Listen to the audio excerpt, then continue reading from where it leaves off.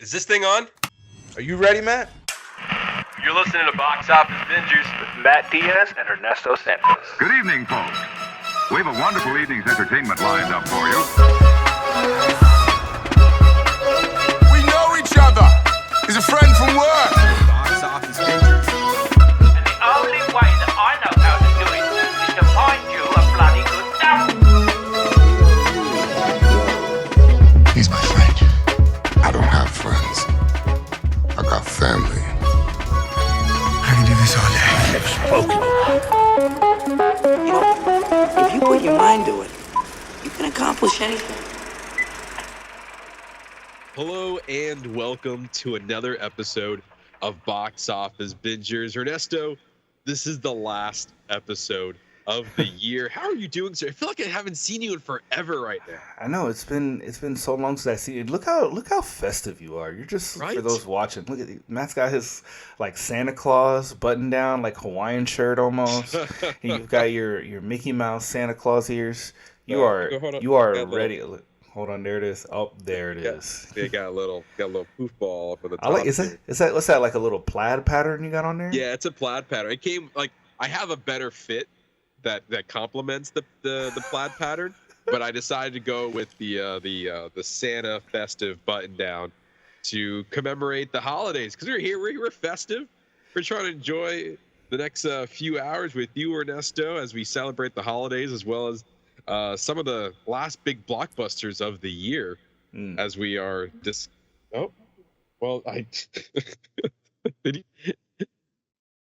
Did you hear that? Yes, of course I heard that, Matthew. Tell her to be quiet. She wants to get in on the conversation. She does really want to get in the conversation. Well, before she interrupts again, tell our listeners what movie we are reviewing this week. Well, Strength and Honor. You like that, right? Yeah, I practice that. We're reviewing Gladiator II, starring Paul Mescal, Denzel Washington, Pedro Pascal, Connie Nielsen, Joseph Quinn, and Fred Hetchinger. Directed by Ridley Scott, 4-time Oscar-nominated director. Gladiator, Alien, Blade Runner, The Martian, Black Hawk Down, Thelma and Louise, just to name a few. Written by David Scarpa, who wrote The Day the Earth Stood Still, All the Money in the World, and Napoleon, and Peter Craig, who wrote The Hunger Games, Mockingjay Part 1 and 2, The Town, The Bad Boys for Life, not The Bad Boys for Life, Bad Boys for Life, The Batman, and Top Gun Maverick. I am very excited to talk about this film. I think there's a lot to go over, and quite frankly, there's quite a lot to appreciate on Ridley Scott's run back into the Gladiator world. Like, stop doing Napoleons. Like, stay in this era. This is where you shine, sir. It's funny that you said that, because I'm literally thinking the exact same thing when I was watching this movie. Literally coming off his last 3 movies, like The Last Duel and House of Gucci and Napoleon. You're like, what's going on, Ridley Scott? And then all of a sudden he comes out with Gladiator 2 and is like, okay. So You've just been hiding all this talent in your back pocket these last few years. So you still got it, Scott. Yeah, you still got literally. It. Literally was thinking the same thing. Yeah, it's fun. Yeah, that was just a soft tease for later. I mean, Ridley Scott is an incredible director, and then this is just like a true return to form. I'm very excited to finish when we have that conversation later. There's a lot. There's so much to go over. He literally hold my beer to all the naysayers out there. Yeah, like shut the fuck up. Yeah, seriously. And we're also going to be talking about one of the biggest animated movies of the year, at least of the holiday season, is Moana 2. Kind of coming out of nowhere as well. Ernesto and I had both seen it, so we're going to be discussing that a little bit later in our Whatcha Watchin. If you are listening or watching, you'd be like, Matt, you sound a little nasally. What's going on over there? That's like because that's because I'm sick. Yes. I got my friend, got my friend Flowers right here to keep me company. This box of tissues is going to blossom me into a new man. So I look forward to have him coming in and out from time to time. Not just Miley Cyrus buying herself flowers. You got yourself flowers there too. Thank you. Yes. Ernesto was like, "Are you sure you want to do this?" And I said, "Yes." He's like, "Yes." It's like, you got it. I'm here to listen. We've been on this train for a long time. I'm here to support you. Trust me, I get it. No, if I couldn't do it. Trust me, I get it. Do you not remember our early days of the podcast after I had my knee surgery? You're like, "Are you okay?" It's like, "Yeah, I'm just gonna prop my leg up here because I'm still recovering from having massive knee surgery." Yes. Oh my god. What we do to commit. I love it. I love it so much. Dedication here at Box Office Benders. We have a lot of news to discuss, sir. There's so much to discuss here. In case you've been living under a rock, the award season is here, folks. It is happening. Around this time every year, around mid-December, we get a flood of accolades, awards, nominations throughout all the last several weeks. The organizations have announced their honorees, nominations, and top films of 2024. We're here to compile all that information together to give it to you. And we're first going to be starting with the National Board of Review has announced their 2024 honorees, with top awards going to Wicked for Best Film, John M. Chu for Best Director for Wicked, Daniel Craig for Best Actor in the movie he's in called Queer, and Nicole Kidman for Best Actress in a movie that is coming out on Christmas Day called Baby Girl. So Queer just hit theaters this past weekend, and Baby Girl's about to hit theaters on December 25th. The only thing I don't like, and that typically happens around these nominations, is that most of these movies that they talk about, we have not seen. Yeah. So, it's hard to comment on their accolades when we have yet to see these movies. So all we can do is report on it, but we can't really discuss any further. With the exception of course, Wicked, which we talked about in our last episode with G and David, and it was an incredible film. We both gave it 5 out of 5 stars. Yeah, great movie. So among the top films of 2024 from the National Board of Review is Honora, Baby Girl, A Complete Unknown, Conclave, surprisingly, Furiosa, a Mad Max saga, Gladiator II, Jury Number 2, which actually just hit Max. It's supposedly one of last Clint Eastwood's films that he is directing, and it stars Nicholas Hoult. Yeah, so, that one actually looks pretty good. I'm very curious. I'm very interested in that one. Same, and I'm happy to see that it came onto streaming very quickly, so that might be on my watch list sooner rather than later. Yeah. Also among the top films are Queer, A Real Pain, and Sing Sing. Established in 1909, the National Board of Review is an organization that recognizes excellence in filmmaking and is dedicated to discussing and selecting what its members regard as the best film works of each year. This year, 246 films were viewed by selection group of film enthusiasts, filmmakers, professionals, academics, and students, many of which were followed by in-depth discussions with directors, actors, producers, and screenwriters. You can find the list of all the honorees at NBR Film on their Instagram page. And if you're watching us on YouTube, you can see some of the honorees here as well. Oh, how fun. I would love to be a part of all of those conversations. I would just love to sit in and watch these movies and then sit and have an in-depth conversation about them like that. Like some people, oh my God, that sounds like so much fun. Yeah, how can we get into, film enthusiasts? We fall under that category. Yeah, that's us. Yeah, exactly. So how can we become a film enthusiast as part of the National Board of Review? That would be an incredible honor. That would be our goal for the next 10 years. Within 10 years, we're going to make it happen. We're going to be part of the National Board of Review. Matt is speaking it into existence. So absolutely. We'll see. We're going to make it happen.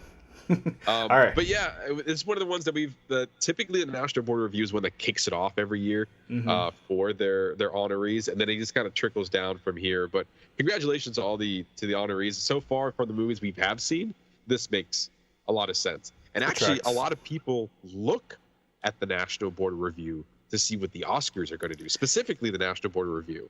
They look at that to see maybe what Oscars might have in the conversation. And it's interesting to see as we talk about the other awards that have been announced so far, how much of those movies are the same and how much those movies are different. Yeah, there's definitely like a general through line, which like a lot of them, like, all right, you already know this one's going to be in there. You already like we have it almost seems like you have your main list, and then it's like whichever ones they can pick up along the way. Exactly. Yeah. So moving on, we have the AFI Awards. The 2024 honorees have been announced. We have the American Film Institute honorees includes 10 outstanding films and 10 outstanding TV programs deemed culturally and artistically representative of this year's most significant achievements in the art of the moving image. Motion Pictures of the Year is Anora, The Brutalist, A Complete Unknown, which we talked about. That doesn't come out until Christmas Day. Conclave, Dune Part 2, Amelia Perez, Nickel Boys, A Real Pain, Sing Sing, and Wicked. I don't think the only one that I don't recognize on this one is Nickel Boys.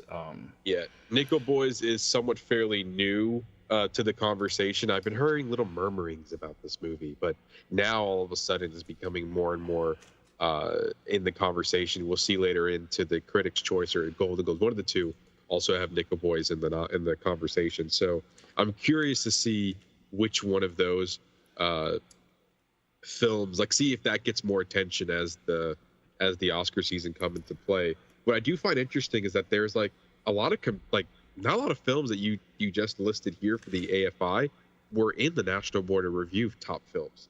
So like they're somewhat different. Like, for example, Amelia Perez was not the National Board of Review. Mm-hmm.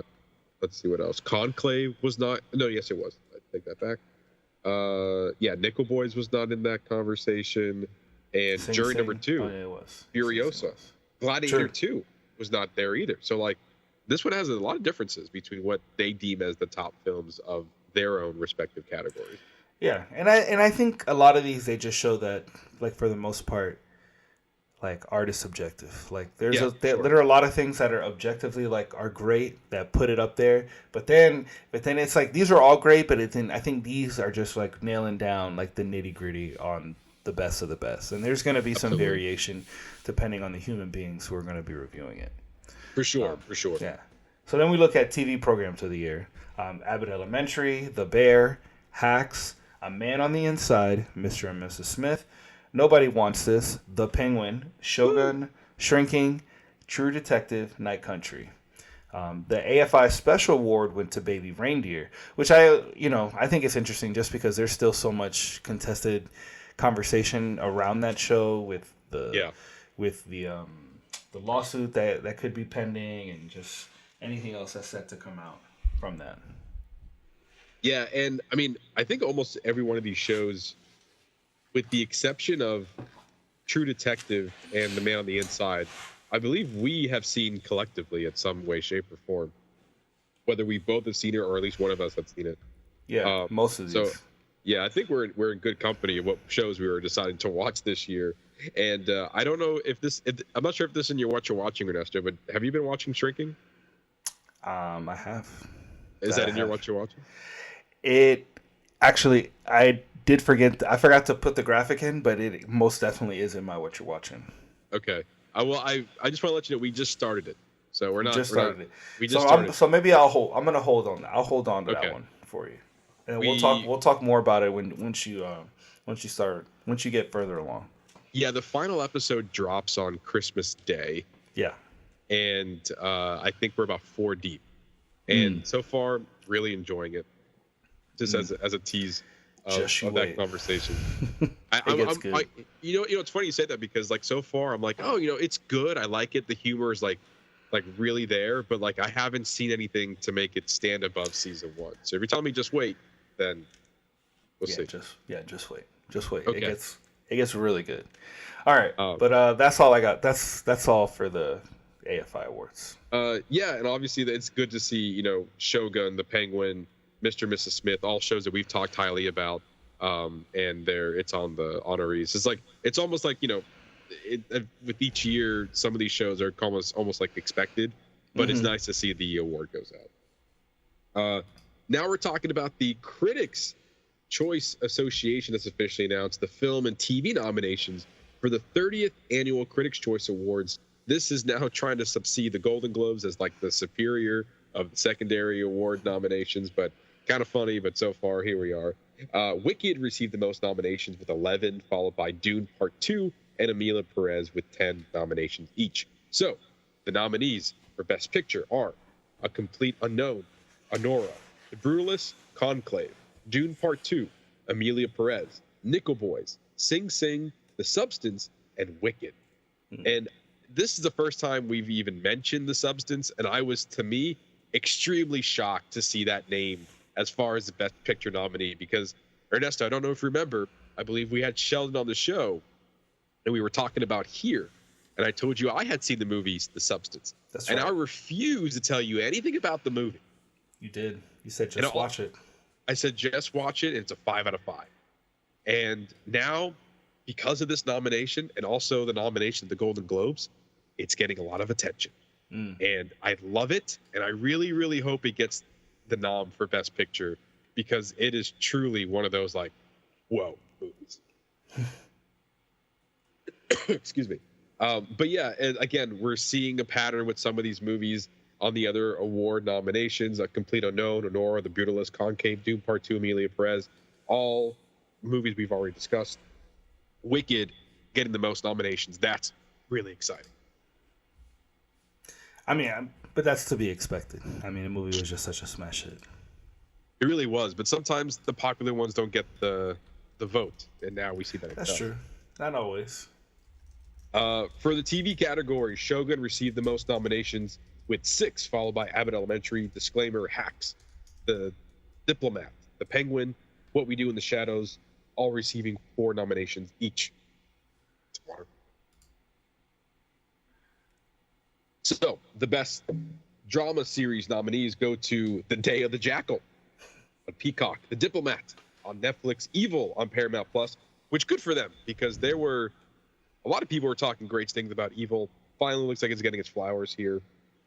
Industry on Max, Anne Rice, Interview with the Vampire on AMC, The Old Man on FX, Shogun on FX and Hulu, and Slow Horses on Apple TV Plus. Yeah, I remember I talked about Interview with the Vampire maybe a couple months ago, but that show's incredible. I think the writing on it is just it's just really, really well done. I think they're a season ahead, because I saw whatever's on Netflix, which I believe is a season behind what's currently out. So I think this is related into that season 3, I believe, and I've only seen the first 2 seasons. But that show is so good. The writing on it is just really, really well done. I feel like the shows that I would expect to see on here are not. Like, I expected Shogun, but all the other ones are kind of like, oh, these are kind of new dramas. Like, one I don't see on here and kind of not recognized anywhere is like The Lord of the Rings, Power of the Rings. Like, that wasn't. Oh, Rings of Power. This last season kind of just came and went. Like, the first season was such a big whoop, but I don't know. Yeah, I watched the first season. I thought it was good. But I guess I don't know. I guess I wasn't that excited to go see the second season. Yeah, I have yet to start the second season. And Game of Thrones, House of Dragon, not on here at all. That's true. I didn't even think about that. So nominees for comedy, best comedy series goes to Abbott Elementary, English Teacher, Hacks, Nobody Wants This, Only Murderers in the Building, Somebody Somewhere, St. Denis Medical, and What We Do in the Shadows. Names we've seen before and names that are new this year, like St. Denis Medical. Which I've started. And really? I actually forgot to put it in my Whatcha Watchin, because we're only like 3 or 4 episodes in, but it's worth your time. But it's like a hospital version of The Office. It's that same mockumentary style, and like it's good. I think it's funny. I mean, I think that's kind of what's in now, is like, as far as comedies, like single cam comedies, is that mockumentary style, and you kind of just pick a line of business and you kind of just explore through there. It's funny. It's really funny. Hey, I mean, it works for Abbott Elementary. It works for Parks and Rec. It works. That's for what I'm saying. The Office. Like the formula works. Like workplace comedies, That's something that will really ever go out of style. It's just how can you retell a workplace comedy that makes it interesting. Yeah, I mean, Brooklyn Nine-Nine, another great workplace comedy. True. What's the other one I just thought of? There's another one Superstore. Another great. Oh yeah, absolutely. Yeah. And actually, I think this is the same creator as Superstore. Don't quote me on that. Okay. I'd have to double check that, but I'm pretty sure. And the last nominees to list here for the Critics' Choice Awards is Best Limited Series goes to Baby Reindeer, Disclaimer, Masters of the Air, which not a movie I've heard of, not a show I've heard of since it came out last January. So surprised that was still in the conversation. Mr. Bates versus the Post Office. Never heard of that show before. Nope. The Penguin. Woo. Ripley, True Detective, Night Country, and We Were the Lucky Ones. So a lot of new titles on here. Happy to see the Penguin that's on that list. You can find all the nominations at criticschoice.com. The 30th Annual Critics' Choice Awards will air live on E! On Sunday, January 12th. Oh, that's how they get their award shows a little bit more coverage. Oh, there's going to be an actual like taping and presentation. Yeah, kind of same thing, as we move on to the Golden Globes. Yep. The nominations for the 82nd Golden Globes have officially been announced. Amelia Perez led the film categories with 10 total nominations, followed by The Brutalist with 7 noms and Conclave with 6 nominations. Best Motion Picture drama nominees are A Complete Unknown, Conclave, Dune Part 2, Nickel Boys, September 5th, and The Brutalist. Best Motion Picture musical or comedy nominees of Real Pain, Honora, first time seeing challengers reappear in that just in the awards conversation. It was talked about earlier on, when the movie was released, but this is like the first time officially we're actually seeing it get some of those accolades again. Amelia Perez, The Substance, and Wicked. Well, actually, to your point, I was actually quite surprised to see challengers on that list because we've thoroughly enjoyed the movie. But again, it was a good movie. But I think over time, it's like now I'm like, oh yeah, it was fine. But when it came out, I was like, oh, it was interesting. But there were things to appreciate, and there were a lot of things that were like, okay, yeah, like the tennis ball thing, like the tennis ball camera. It's like, all right, or the music. I was surprised to see this back in the conversation.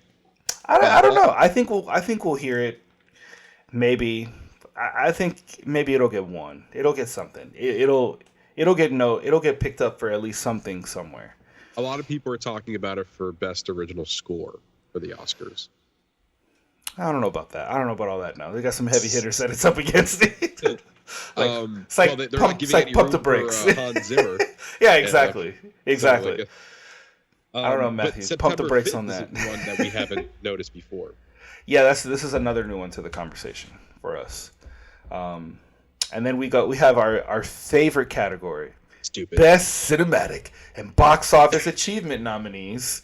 Alien Romulus, Beetlejuice, seriously. Deadpool and Wolverine, Gladiator II, Inside Out 2, The Wild Robot, Twisters, and Wicked. Okay, so the only thing I'll say about this is that I feel like this year I can understand. It's like we're back to which made the most money, basically. Like which one did people go to the theaters to go see more? Like what do you mean by that? Exactly. Achievement. What level of achievement are you saying? Like best picture? Like is that what you're asking? Like these all made a lot of money. Which one of these do you think is actually good? Yeah, we see. So last year, this was a new category last year to the Golden Globes, and we're doing the same argument now. On what merits do you classify this as a cinematic and box office achievement? Yeah. Because box office achievement to me sounds like whichever one made the most money. Yeah, that's what this looks. Because all of these, that's what they all have in common, is that all these movies made a shitload of money this year. Exactly.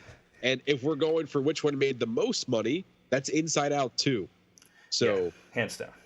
But all of these within their own respect, when they released, were box office smashes. Almost. Absolutely. Like they came out, and I'm actually surprised Moana 2 is not in this conversation, if that's the case. That's fair, because it is making a shit ton of money right now. Yeah, it was raking shit in Thanksgiving weekend. Actually, it won Thanksgiving with 3 weeks. It just got dethroned from number 1, I believe. And actually, quite surprisingly, it got dethroned. Is no longer. Wicked actually beat it for the 3rd slot. So it went dipped down to number 4. Within the last 2 or 3 weeks, it's been number 1. I have the box office numbers pulled up here. How much money do you? I don't know if you know, but do you know how much money? It's it's $790 million they've made so far. Yeah. So for a movie that was supposed to, for a TV show that was supposed to be streaming on Disney Plus. correct. So, Like for you to put Twisters in there, which I loved. I love Twisters. Same. And then but then Moana 2 not be in that conversation. So then what is that metric of success? Well, it's weird because Moana 2 and as well as Inside Out 2 and The Wild Robot are nominated. I mean, actually, let me double check before I say that. I'm pretty sure they're nominated for Best Animated Feature.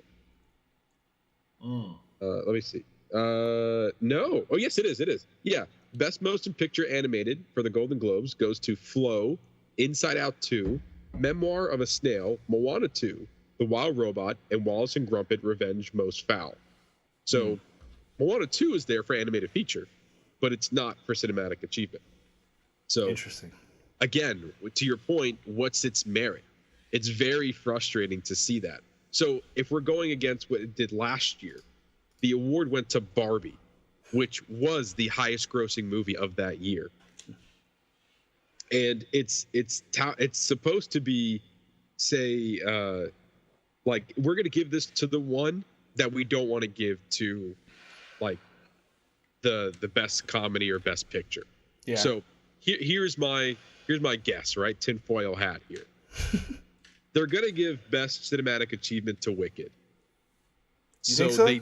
So they don't give it for best comedy or musical. They'll give it to somebody else, like Honora or Amelia Perez, for example. That's where my thought is, because if you don't get it there, if you give it to them there, then you don't necessarily have to give it to them for comedy. But isn't it? It's just sucks that we have to think about it that way, because then it actually ends up being that way. When it really Exactly. like, if Wicked should sweep, then let it sweep. Exactly. Like that's how it should work. If it deserves the win, then it should take the win in whatever category you put it in against the other things. I don't know. The same argument goes for Dune Part 2. It can be there for best picture drama, but not cinematic achievement. Yeah, get out of here. It's like the first box office smash of the year. Yeah, exactly. So, yeah, this award is stupid, but we like to talk about it because of how stupid it is. Yeah. Okay. In the television categories, The Bear scored the most nominations with 5, followed by Only Murders in the Building and Shogun both earning 4 nominations each. For Best Limited Series, Baby Reindeer, The Penguin, Disclaimer, Monsters, The Lyle and Eric Menendez Story all took home 3 nominations each. So, for Best Television Series Drama, nominees go to The Diplomat, Mr. and Mrs. Smith, Shogun, Slow Horses, Squid Game, and The Day of the Jackal. A lot of people, it's kind of funny, a lot of people were saying, whoa, why is Squid Game on here? The show's not even out yet. And I feel like that same argument can go with any movie that's listed on here. But I found it interesting that was like part of the headlines. There's like, well, Squid Game isn't out yet, so how can you give it already for best picture drama? It's like, Yeah. I don't know. You do all the other movies that are not out yet, so I don't know. I'm not sure what merit that constitutes, but It's like, how did you watch it already? Like, did you just go to Netflix? Like, do they submit that shit to you early and then you just Right. watch it ahead of time? it's a good point. Best television series, musical, or comedy goes to Abbott Elementary, The Bear, Hacks, Nobody Wants This, Only Murders in the Building, and surprisingly, Gentlemen, a show that you watched. Oh, that's right. Yeah. I liked it. It was good. It was a good show. Yeah, the first time we're even talking about The Gentlemen in any one of these categories. And also not there, What We Do in the Shadows. That's I'm surprised about. Yeah, isn't it? And that's just like its final goodbye season, right? Exactly. And Best Television Limited Series and anthology nominees go to Baby Reindeer, Disclaimer, Monsters, The Lyle and Eric Menendez Stories, Ripley, The Penguin, and True Detective Night Country. That one is a hard one because in years past, or at least months past, Baby Reindeer has taken over almost every one of those limited series categories. And now it's going up against The Penguin and Monsters. And True Detective, because True Detective. I've heard great things about True Detective, almost like, return to like as good as the first season was. So yeah. That I don't know. Also, Baby Reindeer feel like it was like last year. I feel like it was. Yes. If it was so long ago, I feel like it wasn't. It was not 2024. I feel like it was like 2023. It definitely felt like it was a long time ago, for sure. Yeah. Yeah, and as per usual, a lot of people have been talking about the nominations for the Golden Globes this year, primarily because, and I don't disagree with them. Something I didn't write down, but I just want to talk about briefly, is hold on. Okay. Best performance by an actor in a motion picture, musical, or comedy, right? Keep your eye on the list of movies that are in the drama, or in the musical or category. And so here is the list of best male actor in a comedy or musical.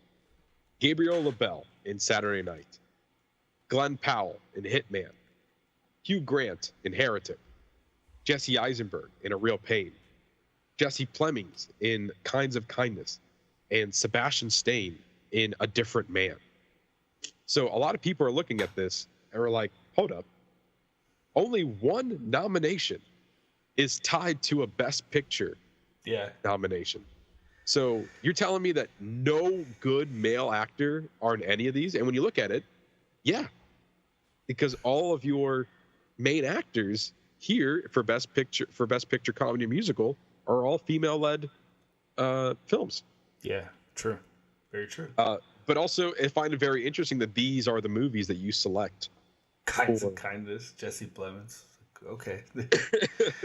But yeah, a lot of people are kind of going back at the Golden Globes yet again for making interesting choices. One of them being also for Pamela Anderson for Best Actor in a Motion Picture Drama for the movie The Last Showgirl. Also not in any of the Best Picture conversations. Also for Fernanda Torres for I'm Still Here. Angelina Jolie for Maria. Kate Winslet in Lee. Nicole Kidman for Baby Girl. And Tilda Swinton for The Next Door. None of those movies are in that conversation. And if you look at the posters, most of them are male-led films. So it's just it's just really interesting that like the best actors are not, coinciding with the Best Picture winner. So I don't know if that's a good thing or if it's a bad thing or we're spreading the wealth too far. I don't know, but it's worth noting in my opinion. Yeah. So I lost my place.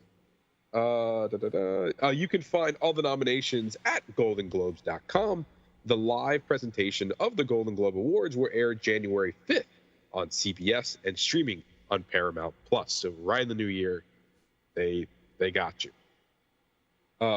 And lastly, kind of wrapping up our awards, honorees, accolades conversation, the Library of Congress has announced the annual selection of 25 influential motion pictures to be inducted in the National Film Registry for preservation. Inductees include Texas Chainsaw Massacre, 1974, Star Trek II, The Wrath of Khan in 1982, Beverly Hills Cop in 1984, Dirty Dancing in 1987, Spy Kids, 2001, No Country for Old Men in 2007, and The Social Network in 2010, among others. The 25 films selected this year are due to their cultural, historical, or authentic importance to preserve the national film heritage. The new selections date back nearly 130 years and include a diverse group of films, filmmakers, and Hollywood landmarks. The selections bring the number of titles in the registry to 900. That's amazing. I would love to just go and go through all of them and just watch them all one by one. Yeah, I mean, that would be a feat to watch all 900 of those movies. Well, I mean, you could take out the ones that you've already seen. That's fair. Yeah. For those watching us on YouTube, you can see the full list in the graphic here, but we were just pointing out the highlights, or the ones that we would know. Spy Kids is the one for me that's like, out of all the movies to select, Spy Kids was not on my radar, and so much so that it was in the conversation, and it was a point that one of the articles brought out, and they said why Spy Kids, and they said that it represents family and Hispanic heritage, and they felt like that was important enough to preserve it. So, I mean, and it's a movie and from film franchise that's still beloved today, Very true. Like out of all the Robert Rodriguez movies to be in the National Film Registry, I would not pick Spy Kids to be one of them. But also like I love Spy Kids. That's part of my childhood. Exactly. So, and that's the thing. Like people like us who are in those positions, they were also kids during this time, so they have that level of appreciation for that movie like we did. That's what would be my guess. As soon as I saw that, I was like, "Is Back to the Future in the National Film Registry? It's got to be." Is it? And it is. Of course it is. Yeah, I was like, it has to be. Like, there's no way that movie does not go over before Spy Kids. Otherwise, Matt's writing a letter. Absolutely, I'm writing a letter. You kidding me?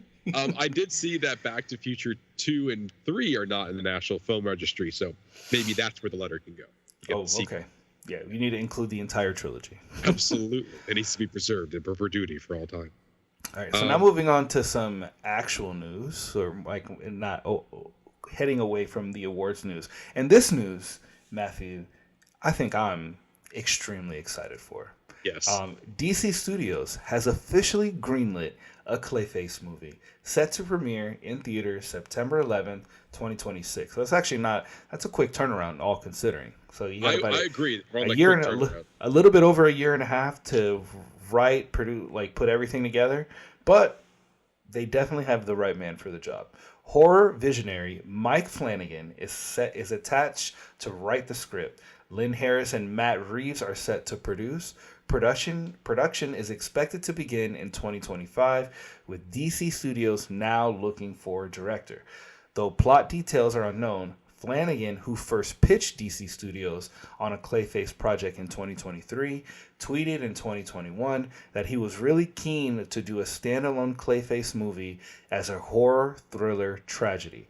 Clayface, one of the earliest Batman villains, has passed through several iterations since he was introduced in 1940 as a washed-up actor who turns to crime wearing the clay-like mask of a character he once played. The character's shape-shifting abilities were first introduced in 1961. Clayface is a great character out of the ethos that is Batman. It seems like if it's under the Matt Reeves umbrella, that this may be an Elseworld project, which I'm fine with because that leaves Mike Flanagan open to do what Mike Flanagan does. I would like to see him direct, but if he wants to just focus on writing the story, then I'm all for, finding a good director to kind of hone his vision. But as we've seen in all his other projects before, he is more than capable of being able to do both. Also, this man does not sleep. No. We talked about him at least 3 times in the last 3 months about upcoming projects that he's working on. He's doing a Carrie remake. He's doing Clayface. We talked about he signed on to direct the Exorcist sequel after Exorcist Believer. So this man, and he still has that contract with Amazon that apparently they're just waiting for him to make new stuff for. But it looks like that. I feel like this was not to say sped up, but it definitely feels like that if he had pitched this idea back in 2023, this script has been sitting finished for a while. Yeah. I mean, and he's probably already written it. It's probably already written. That's probably why. Yeah, the only sad part here is that he's not directing it because he's busy doing other things. Yeah, that's my one regret out of this news is that I love that he's going to be writing it because it will be his story. And if you haven't seen any of his other work, I mean, you're doing yourself a disservice. He's just an amazing creator. I don't even know how else to describe him. He's not just a writer. He's not just a director. Just the way that he crafts his stories and how he puts it out, it's he just leaves you floored, from start to finish. All of his projects, they all can be appreciated. Even some of his earlier movies, like Hush, incredible movie. Oh my gosh, I could go on about this man. He whatever he does, I'm on board for. Yeah, and you made me a fan because you were telling me that I had to watch Hill House. Yes. And then once that happened, I was hooked on Hill House, Bly Manor, Midnight Mass, and then his grand opus was The Fall of the House of the Usher. Absolutely. That was his fuck you to Netflix. Yes. Here, I'm going to leave you with this. Yeah. is like, you don't want to sign me? That's fine. That's fine. That's fine. You're dumb. I'm gonna go make these other people a lot of money then. The only thing that's curious about is how much working together is Matt Reeves on like these multiple projects. We saw him working on another project. It was like the animation movie that's coming out, the dynamic duo. Oh yeah, the Batman and Robin movie. Yeah, that's like half animation, half puppetry, half live action, and Matt Reeves is also producing it. Obviously tied to the Batman lineage. There you go. Lineage, yeah. But I don't know that dynamic duo. But that's Matt Reeves. But I don't think that that's part of the Batman. I think that that's something separate. And that's where it gets the confusion is, because we also know that the Flash director, I forgot his name, he has been attached to do the Batman Brave and the Bold, which was announced last year, and we haven't really heard anything about that film since. So is this Clayface something completely separate from it? Yeah. Is it in continuation or in connection to the Batman, or is it a connection to the new Batman with the Brave and the Bold? Like, I don't think it has. I don't think it's any. I don't even think, if I had to guess, I don't think Batman's tied to the story at all. I think it's truly about. I think it's how he becomes Clayface. Yeah, and if that's the case, I'm still really interested. I mean, we were able to get the Penguin without any looking or any Batman sightings, so it definitely can be done, especially if you have an interesting idea coming from Mike Flanagan. But yeah, I just want some more clarity on, like, there's a lot of Batman villains and side stories that are going on. Is like, should we be even thinking about whether it's the Batman or DC Studios? Like, does that matter anymore? But I feel like with all these projects going on, I feel like we need to see a little bit more clarity in what's going in, what's happening. But that being said, Ernesto, talking about DC Studios, the Superman trailer dropped. James Gunn's Superman. How are you thinking that is? Man, I'm not one for trailers, but I was just so curious. I need to see what is his first window into what he's going to be bringing into DC Studios. And I mean, literally, that's why I wore my Superman shirt today. Yeah. Like, you went Christmas, I went Superman.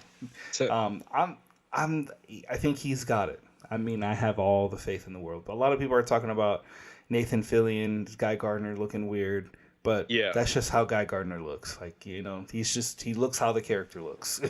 Yeah, I was about to say, I saw the same complaints. It's like, are we not looking at the same comic accurate costume here? Like, that looks exactly how the comics look. Why are you bitching? Yeah. Like I don't understand that. Yeah, exactly. Like, I don't know. Like, it seems like he's got it. It seems like he fully understands. It's not only that he understands comic books, he understands the stories. Like, he understands how to get the point across. Like, I don't know. Like, I'm here for it. I think the movie's going to be one of the best movies of next year. Yeah, it's the I think one of the most watched trailers. It's like 250 million views or something like that in 24 hours. It exactly, beat Deadpool and Wolverine. Yes. So I don't think it beat, like, I think of the year, I think one of the top ones was like Spider-Man No Way Home or Avengers Endgame or something like that. But like within a 24-hour period, I believe it got number one for this year. I think where he shines is that he understands world building really well. And like, he understands how comic book works, how you can just pick up one issue and you should be able to get just kind of thrust into the story. Because at first, just in the trailer, we already knock a lot of things out of the way. Like, we're not doing origin story. Like, Lex Luthor already hates Superman. Like, Crypto the dog is already a thing. Like, we're well into deep, like, lore. Like, he's already connected with the Lanterns. He's already met up with he's already connected with Mr. Terrific. Hawk Girl is already there. Like, I think it's going to be great. I think it's going to be a fantastic movie.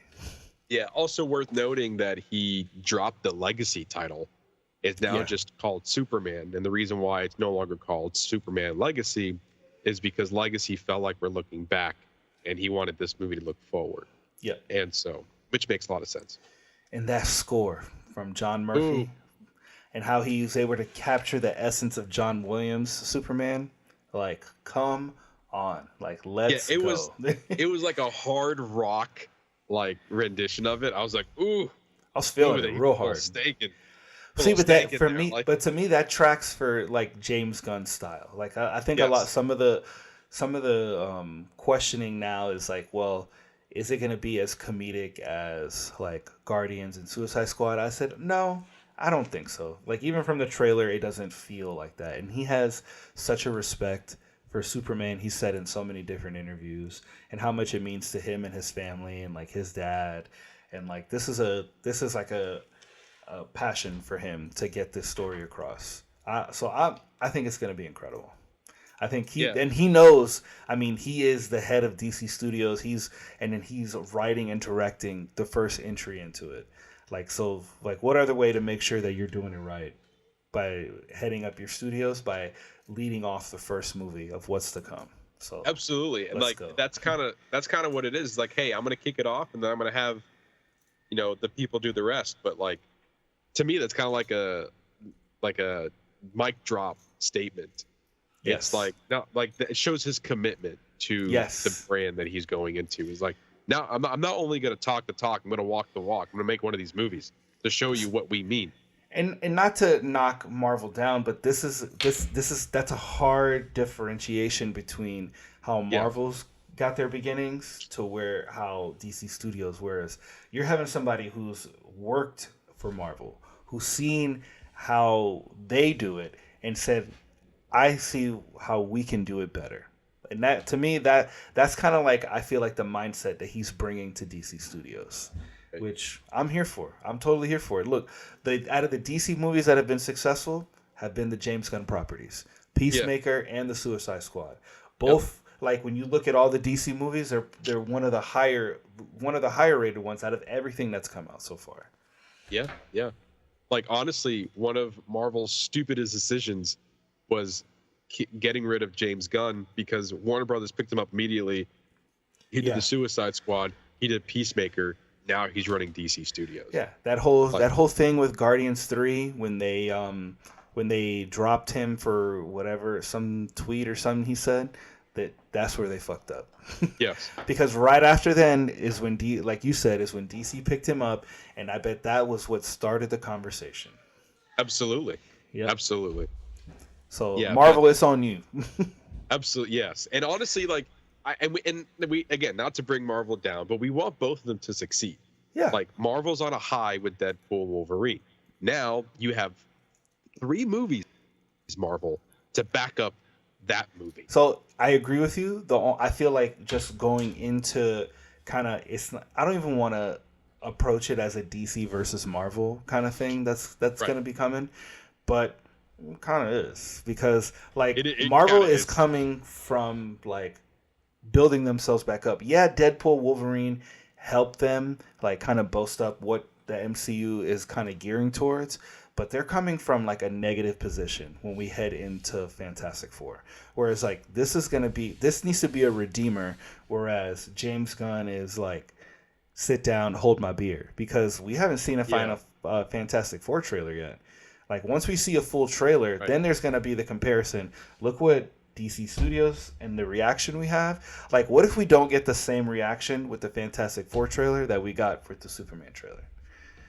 Well, that's a really good point because really, ultimately, as far as superhero nerddom comes down to for 2025, it's Superman versus the Fantastic Four. Like those are one of the most highly anticipated movies of the year, and they both come out in July, 2 weeks apart. And the irony, Marvel's first family versus one of DC's first superheroes.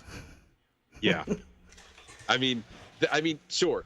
Captain America: Brave New World comes out in February. Oh, that's true. Thunderbolts. That's true. I forgot about that. And you have Thunderbolts that comes out in May. So there are 2 movies before the Fantastic Four. And nothing against Captain America: Brave New World, nothing against the Thunderbolts. I'm sure those movies might be fine. I don't have a lot of high hopes for each of those movies. I want to be surprised. I want to eat my words. I want these movies to be amazing. But we all know all eyes are on Fantastic Four next year for Marvel. Yeah, that's right. That's a good point. I mean, they got three. Three movies coming out next year? What was that you said? Oh, yeah. Right. I was like, see, but then that's kind of coming in heavy-handed. So like you're saturating us with 3 movies, and then James Gunn's letting you sleep on this one movie. Well, last year, I mean, to Marvel's credit, last year a lot of movies were pushed back, and in 2024 we only got one Marvel movie. Okay. So they said they had to readjust and all this stuff, and so now we're getting back into our usual 3 movies a year from Marvel, which they said they were going to do. I think eventually they want to reduce it to 2, but I'm not sure what ends up result is. But either way, like after Fantastic Four, the next movie I believe is Doomsday. So like there's a lot there, even on that aspect of it. And they've already made some casting rumors, and they said Chris Evans is back for Doomsday, but as what, we don't know. And then Haley Atwell is like, I think it's going to come back maybe with Captain Carter. A lot of people saying that Chris Evans might come back as Captain Hydra. And then Benedict Cumberbatch is coming back, but as Doctor Strange or somebody else. And it's like, look, all of these castings are not surprising to me because I expect them to bring everybody back for Avengers. Like, and now it turns into, this feels like a gimmick. Yeah, everybody come back for the one scene in the end. So everybody multiverse in for a cameo. This is what I'm telling you. Like, you don't hear any of this shit at DC Studios. Like, you're not here. In fact, he's even said like these movies are not going to be setups for the next one. He goes, we're not, like, he's explicitly said that in interviews. Like, each movie is going to be its own self-contained story, and you might get like a brief glimpse of something that's connected later on. But it's not gonna be where they almost make it a major plot point to seed in whatever's coming next. Like, and honestly, like, the proof is in the pudding. Look at Guardians 1, 2, or 3. None of those movies were really teasing a bit into the bigger MCU. They were all in their self-contained movies, especially like with the exception of maybe Thanos involved, but that was about it. You know? Maybe a post-credit scene or maybe like a small mention like within the story itself, but otherwise they were their own self-contained thing. Yeah. So a lot to look forward to in 2025, and at least with superhero films, and then also going back to the news here, Clayface movie in the works. That's so exciting to hear. Like there's a lot to be happy about for DC Studios. And if you want a little bit of a glimpse, you can watch Creature Commandos right now on Max. That is technically the first project to come out of DC Studios. So it's the animated show from James Gunn. So if you want like a little glimpse of what maybe DC Studios' future looks like, go check out the animated series. But the first film will be Superman in July. So yeah, all right. So moving on from all the superhero talk, we have, well, Walt Disney Studios is developing yet another live-action remake, but this time based on the 2010 animated film Tangled, a musical take on the Brothers Grimm story about the magical long-haired Princess Rapunzel. The Greatest Showman filmmaker, however, Michael Gracie, is in talks to direct the film with the script from Jennifer Caitlin Robinson, whose credits include Netflix's campy dark comedy Do Revenge, Thor: Love and Thunder, and the upcoming I Know What You Did Last Summer reboot. Casting has yet to be announced. Sure. I guess. I'm always down for the Greatest Showman director. I think, but it's not Benji Pasek and right. Like, is it them doing the music? I'm sorry, I can't remember the other guy. I can't remember the other guy's name off the top of my head. I think Benji and Justin. Yeah. If they're not doing the music, then I don't want it. But however, they are. I'm double checking on this. They are writing the music, or at least some of the music, for Snow White. Yeah, that'd be the only reason to watch Snow White. I saw the trailer when I went to go see Moana 2, and look, it looks pretty good. I'm not gonna lie. I was actually quite impressed with the trailer. I was impressed with the trailer. That I know I'm in minority on that, but I thought it looked pretty good. Like, and I was not a fan of anything Snow White, but I saw the trailer. It's like, you know what? It has my attention. Yeah, and I think for me, it's Rachel Zegler. She's very hit or miss for me. Yes, that's fair. Like, I liked her in Hunger Games. I thought she was great, but West Side Story, she was fine. Like, and I'm getting like West Side Story vibes. But you know what? We'll see. It's just, and there's been so much contention around this movie and so much back and forth and so many rewrites, and like they redid the dwarfs and like the whole contention of like having them be CGI versus real life actors. Like, there's that whole conversation. I know, and really, you can see it either way. Like, it is insensitive, but what about actors like Peter Dinklage who want work, and that's the roles that they look for? Like, do you deny them work, or do you give it, or do you CGI put them in because you deem it as nicer? If that makes sense. Right. Yeah, and also, like, they weren't dwarves originally. They were just like normal people. Correct. And then they changed it to CGI. So it's like, honestly, with Disney making this live action remake, it was a lose-lose situation, in my opinion. Yeah. Like, no matter what you did, it wasn't going to appease anyone. But then it's like, did it need to be done? Like, I think that's where the conversation... No, absolutely. None of these do. That's where the conversation comes None of these. To. Like, did we need this one? I think the only live-action remake I'm actually looking forward to that I think is worth having is Lilo and Stitch. That movie looks fun. Yeah. But to me, that movie is worth having a live-action remake of it. Like, it makes sense. Because as far as a cartoon, like, it's... Hawaii, and it's aliens in Hawaii. Like, yeah. That's I love that pitch. I never heard of it that way before. It's like Lilo and Stitch. It's aliens in Hawaii. It's like, oh, I guess it is, huh? Yeah, I guess son of a bitch. Yeah, I guess you're right. Just to confirm, by the way, Benji Pasek and Justin Paul are the composers for Snow White. Okay? Well, I'll listen to the music. They're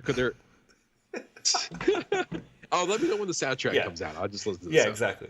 I'll start just like I did with The Greatest Showman. I'll start with the soundtrack, and then maybe the soundtrack will convince me to watch the movie. Yeah, they did say that they were making new music for it, and I think part of the new music we heard in the trailer, and that's what got me hooked. And I was like, damn, okay, it very much has The Greatest Showman. I think La La Land, they did La La Land too. Definitely have that vibe. That, like, I'm gonna give this a shot. I've done all the other ones, so I might as well. But anyway, going back to Tangled, I don't know. Yeah, I don't know about this. I do have a little bit. I do like Michael Gracie in The Greatest Showman. He's also coming out with a movie called Better Man, which I'm not sure if you saw the trailer for, but it looks really interesting, really unique. It's about I forgot his name. It's a biopic on what was it called? Better Man. Double check. Yeah. Okay. It's a biopic on a signature on British pop star Robbie Williams. But here's the kicker, right? He's always seen himself as an ape. So Robbie Williams is playing himself, but as a CGI ape. I saw that. It looks interesting. And it does look interesting. And it also is directed by Michael Gracie. So, like, I don't know. I'm probably going to go watch that movie. And if it's good, I'll have maybe some hope on Tangled. Okay, that's fair. Other than that, like, again, another Disney live-action remake, I don't think anyone was asking. No. Speaking of things That being said... Speaking of things that we didn't ask for... go ahead. All right, that being said, though, I still waiting for Hercules. I want that. That needs to happen. I will be. We need that, and we need Hercules on Broadway. Yes, that too. Anyway, sorry. No, you're fine, because we're going to talk about more sequels that don't need to be made, and here's another one. A fourth Meet the Parents movie is in the works at Universal Pictures. Robert De Niro, Ben Stiller, Terry Polo, and Blythe Danner are all in early talks to return for the sequel, with De Niro among the producers, along with Jay Roach, who directed the first two films. No word yet if Dustin Hoffman, Barbra Streisand, or Owen Wilson will return. Josh Hamburg, who co-wrote all three movies in Meet the Parents franchise, is set to write the screenplay. A director has not been attached. Meet the Parents, Meet the Fockers, and Little Fockers have collectively grossed $1.3 billion at the box office. And you know what? It worked as like a rom-com trilogy. Like it started as a rom-com and then turned into like a family movie. And I think it worked like that. But I mean, I think I'd be fine with this, but I think it seems like something that needs to go to streaming. I don't know. Yeah, you know what? It's funny that you even say that because, yeah, you want to say why is this movie being made? Because collectively as a trilogy, it's $1 billion franchise. So that's why this movie's being made. But the only saving grace that I see in my head is that they don't have a director yet. I would love to see Ben Stiller in the director's chair. I agree. That would make it really worth it to come back if Ben Stiller came and directed the next film. But then it's like, are we doing this to set up another 3 movies? Like what are we doing here? Is this going to be a one and done? Depends on the success. That's the thing. Like, is it going to be written with the intention of wanting to make another set of trilogy movies? Like, but then is this going to be a return to more of the? Because the first one's great. Like, is it going to be more of those kind of comedies? Because I don't know. But then is it going to be cheesy like how it? Because then they start great, but then they slowly turn into like a in the end. Yeah. Well, the thing is with that, it's Meet the Parents and Meet the Fockers. I thought were 2 great movies made 4 years apart. I thought as a original film and then a sequel was good. Then we have a 6-year gap and we got Little Fockers, and if I remember correctly, it just didn't hit the mark. Yeah. As much as like the other 2 did. In a weird way, it's very much like Shrek and Shrek 2, great. Shrek the third, not so much. Then we had the 4th Shrek, and it was just like off the rails, not good. And so like I don't know if we're down here. This will be currently, I'm not sure when this movie is expected to be released, but I would assume sometime in 2026, making it 16 years since the last Meet the Parents film. Again, anyone asking for this? I don't know. But again, the only thing that would make me interested if Ben Stiller is directing, because I like him as a director.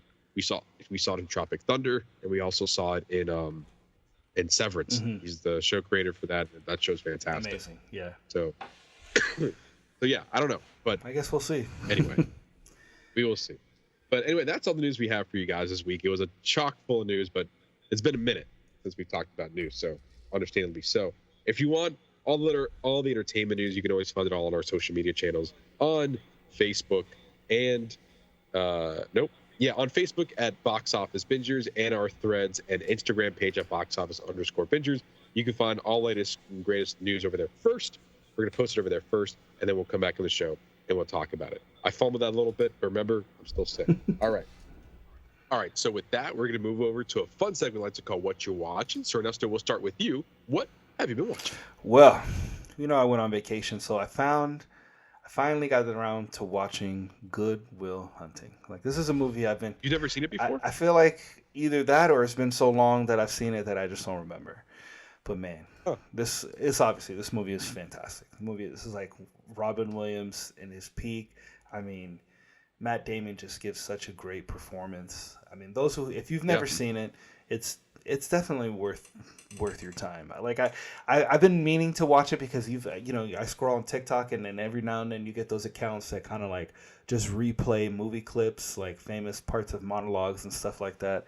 And I've been seeing this one they've been putting this one out for a while.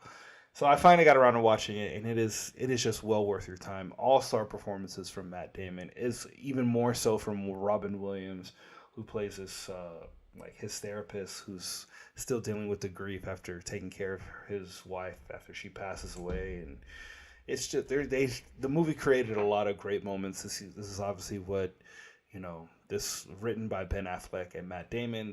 They won for it. This you can see that it was well worth the accolades. So kind of a late watch. Very surprising. I know it's surprising that I hadn't seen it yet, but worth your time. It was amazing. moving on, I finally finished Kevin Can F Himself. Oh, yes. This show was incredible.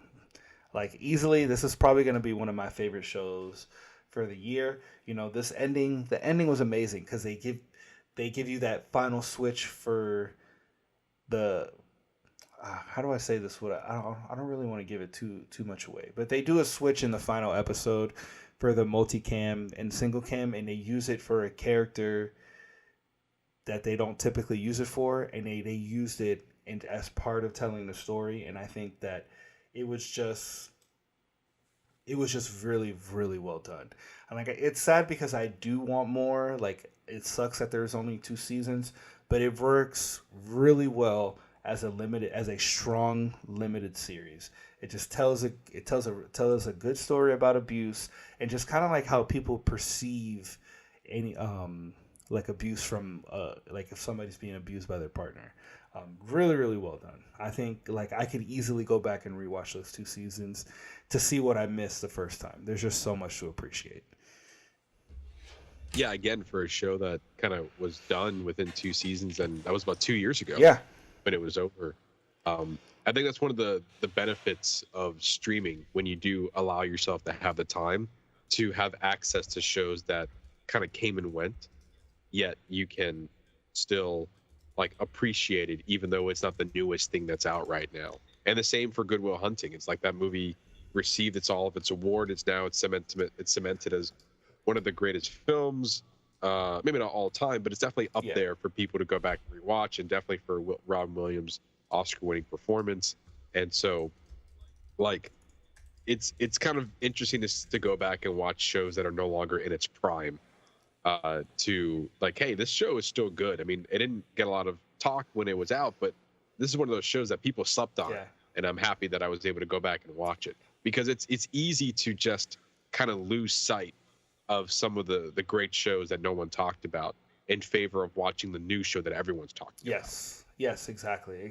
But and then, you know, that's the beauty of streaming and the world the world we live in now. And apart from that, like we watched Home Alone 2, but we watch that every year. We watch The Grinch, which is another movie, you know, kind of just gearing up for Christmas. That's a movie we watch we're just on rotation in our house during this time of year. I also started Creature Commandos. We kind of talked about it a little bit earlier, and I think it's fantastic. I think it's a fantastic series.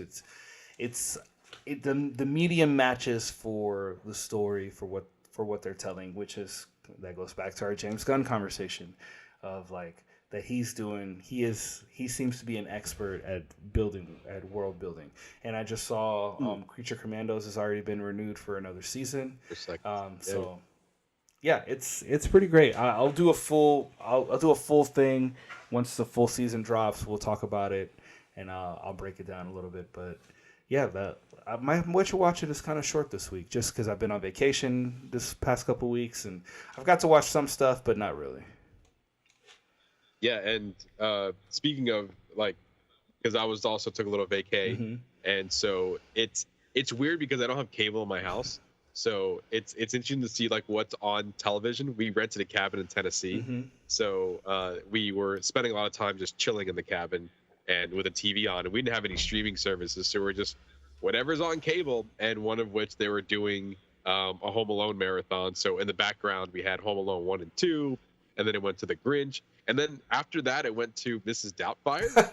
And so we had to watch like half of that before we went to sleep. That's funny. So it was like, it's kind of fun, like to just like let the TV make the decision. That's something we don't get to do. Yeah, and then that's even something that we don't do anymore. We always watch with like, all right, we're gonna sit down with the intention of watching this.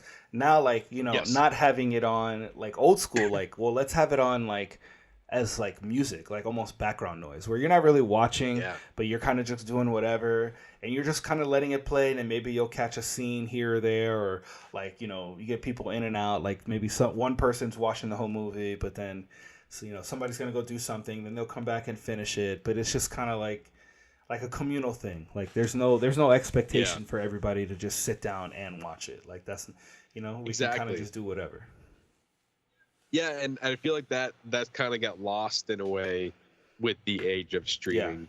which and sometimes I like it, and sometimes it's not really warranted. But every now and then it's not bad to go back to that. Like for example, the cabin we had, they had a game room, so like Home Alone 2 was playing in the background, but Meg and I were just playing pool all evening. So it's like it was just something to have on rather than music, but basically, yeah, it kind of acts like music. Exactly. But that's all I got. Okay. I've also have been watching some of the new holiday offerings, one of which was Netflix had put out a slew of Hallmark-like rom-coms, and Megan and I had watched the trailers for all of them, and I told her, you get one. So, and luckily we weren't really interested in any of them, but the one starring Lindsay Lohan, called Our Little Secret, caught our attention. And Ernesto, I can only imagine what the plot of this movie is, and then how it would end at the end of the day. I think all these movies are pretty predictable in a way, and I think that's the appeal of it. You're just having a predictable movie in a holiday setting. People love it, it's and like popcorn. it's pretty much. It is one of those situations where they have Lindsay Lohan had a fiance. They had a breaking up in the beginning of the movie, so they were no longer engaged. Actually, no, they never got engaged. They were in a relationship. I really don't remember. It doesn't matter. Either way, like years had passed, and they're both dating other people. And then what they didn't know is that Lindsay Lohan and her boyfriend has a sister, and that sister is dating her ex. So they come all together for the family reunion for Christmas, and look who they find, all sharing space in this one big house. It's like, what are you doing here? And so it's their little secret to make sure that no one finds out during the holidays. But, guess what? That secret can only be kept for so long. And, I guess you can figure out how that ends. Yeah. But either way, it wasn't bad. It was 90 minutes. Can't be. It also had Kristen Chenoweth in it. So she's having a great year. Yeah. And then I also saw Ben Stiller in The Nutcrackers. It's about a businessman in the city who is forced to go look after his nephews when his sister and fiance or husband dies in a tragic car accident. So he must now go to the country to look after the kids while they find a new foster home. I bet I know. And I bet I guess how this story goes. Yes. The most shocking thing, which I did not know upon watching this movie, was that directed by David Gordon Green, who his last 4 movies have been Halloween, Halloween Ends, Halloween Kills, and The Exorcist Believer. So my man went from 4 horror movies to now a Christmas He needed a break. movie.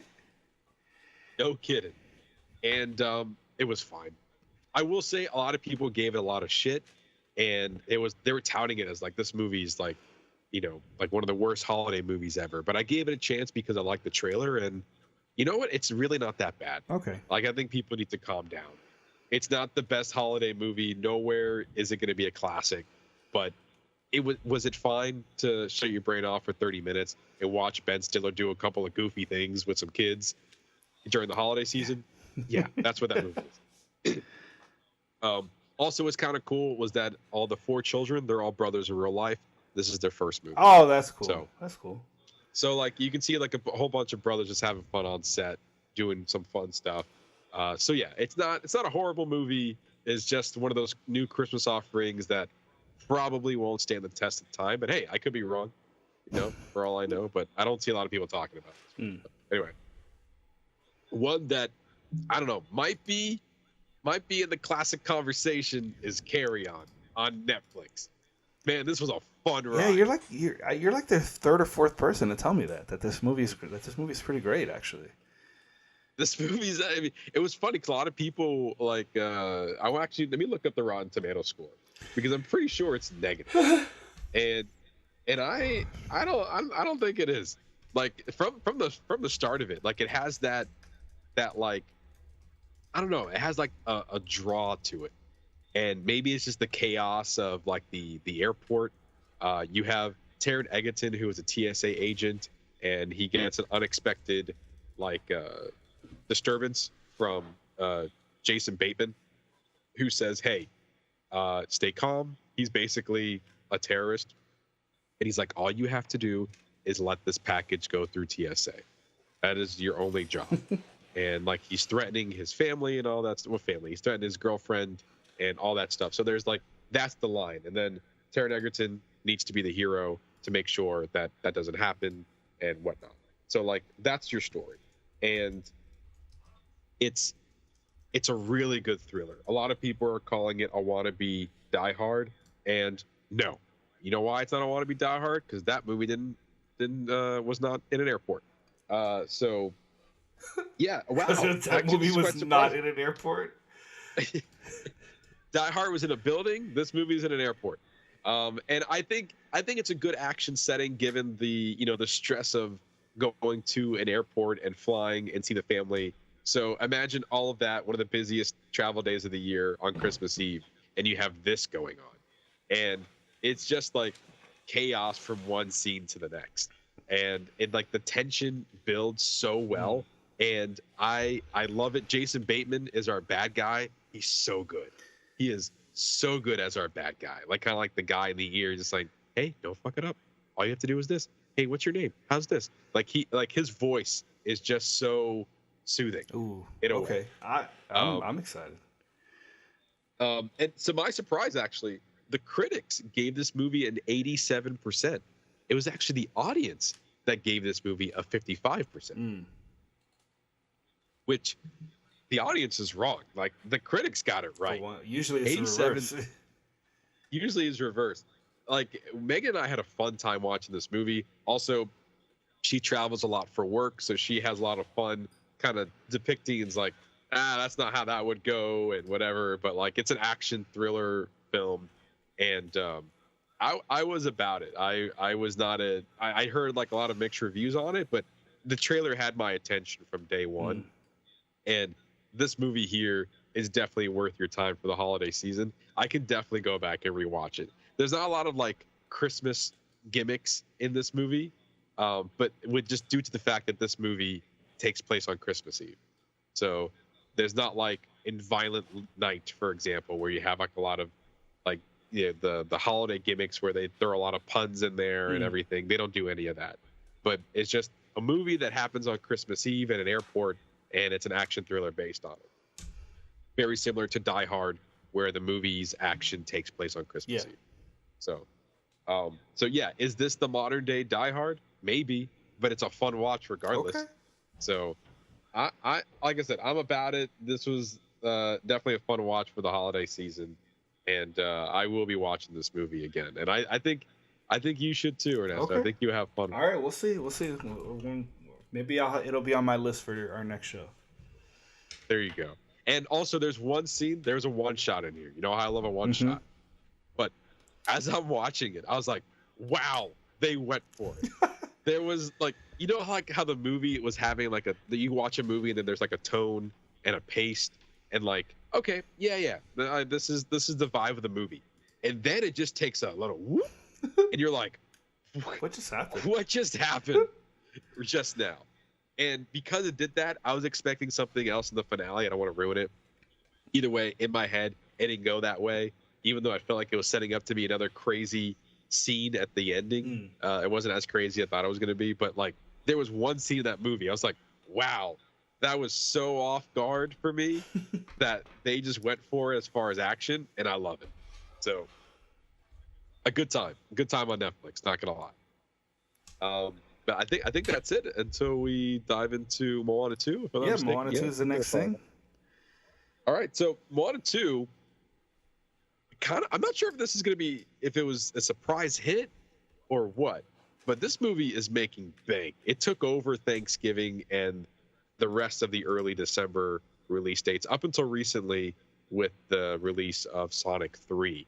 So, Ernesto, your thoughts on Moana 2? I thought it was a fun movie. I mean, I thought it was a great re-entry. It's seeing as a movie I didn't really expect much from, but it was fun. Like it was it was a great family movie to bring, like, even, and it appealed to even my youngest, like, so I think that helped too. The fact that it appealed to such a wide range of an audience, and like people who are just into just seeing musicals, who came with the family to see musicals for Wicked. Any of those who saw Wicked and have younger kids, like, oh, we all saw this, but we can bring all the kids back to the theaters to go see Moana 2. So I think it riding on the Wicked wave also helped too. It also helped that Lin-Manuel Miranda didn't do the music for this one, but I thought the music was relatively good. Comparatively, I mean, it doesn't hit as hard as some of the songs from the first one, but I still think that the music is good and it's enjoyable, and it's a great movie for the entire family to watch.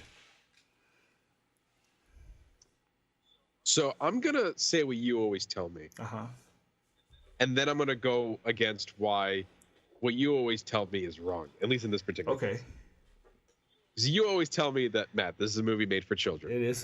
This 100% is a movie made for children. I think this one in particular is a movie made for children. Yes, like for younger children. Yes, and therefore it kind of lessened the quality compared to the first movie, because for me, I don't want to be like too much of a movie snob, but I was a little bit disappointed. But I'm gonna be a movie snob. But I'm gonna be a movie snob. This movie was a little bit of a disappointment for me, because I wasn't. Were you expecting Moana 1 level? Is that why? I mean, because like Frozen 2, for example, when they made let me put it this way: the latest sequels that they have done on the newer Disney animated films have been okay, almost so on par, if not a little bit under, of what the original was. And I talk about Wreck-It Ralph compared to Wreck-It Ralph Breaks the Internet, or Ralph Breaks the Internet, and then Frozen and Frozen 2. Both of the sequels weren't as on the same level and on the highs of the original, but they weren't that far off. It just, it didn't have this, but I feel like the story-wise, we took time with it. This story was all over the place. Like, I don't think they knew exactly how to put this story together, and it kind of makes sense since that this was supposed to be a Disney Plus original series. That then at the end got, after Bob Iger looked at it and was like, we're not putting Moana on Disney Plus. We're putting Moana in the theater. You want to take our highest grossing movie and you want to make it a TV series? No. We're not doing that. So they had to pivot.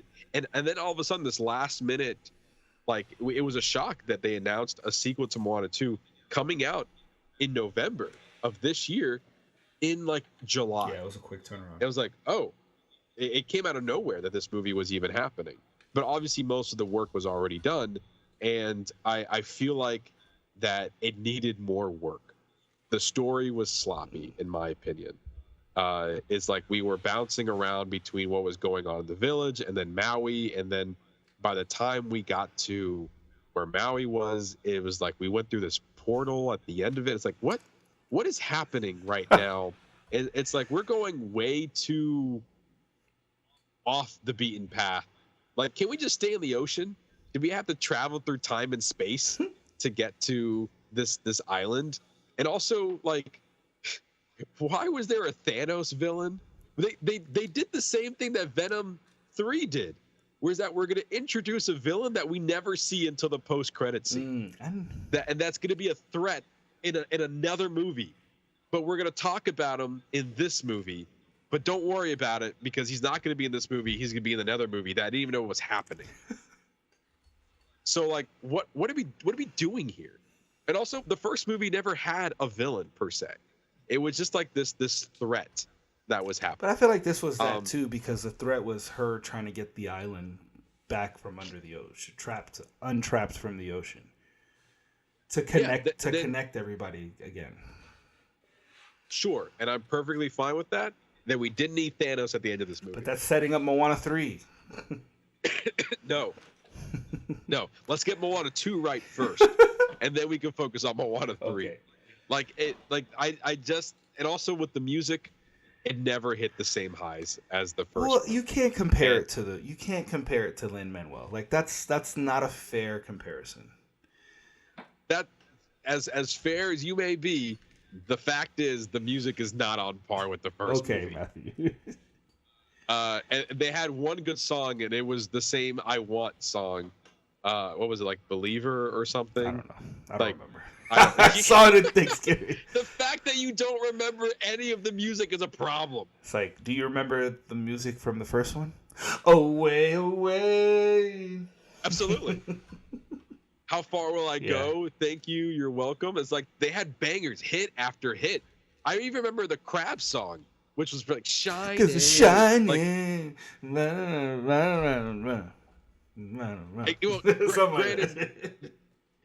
Granted, we have 8 years to simmer on that movie? Sure. But like, we had almost the exact same beats as the first movie as well. They just didn't hit as hard. That's true. Moana's back on the island. She needs to leave the island. I have the "I need to stay but have to leave the island" song.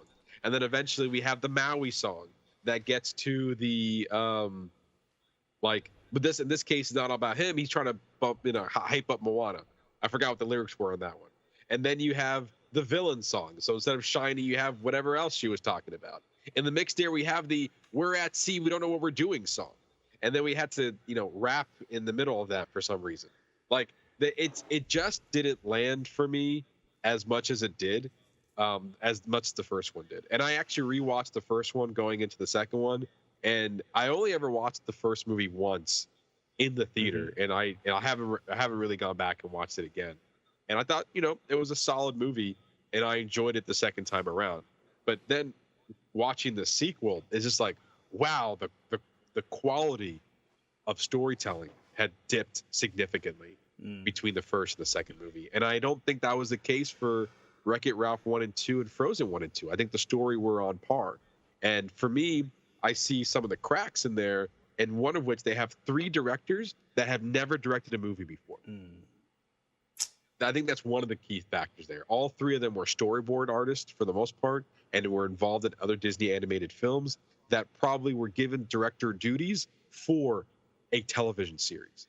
And then they were told this is going to be a movie. And so, like, I think that has a lot to play into this. That this you can see where maybe some of the beats were meant to be a series. And also, like, we were cutting back to Maui in the beginning. We didn't need that. Also, like, even toward the end of the movie, spoilers, when the island raises up and everyone immediately started showing up to the island, as I feel like that could have been the third movie. We could have been searching for new people after this connection happened. Yet the connection came in almost immediately after the island came about. And so, like, I don't know. Because there was a lot about. That's because Moana 3 is going to set up Moana 4.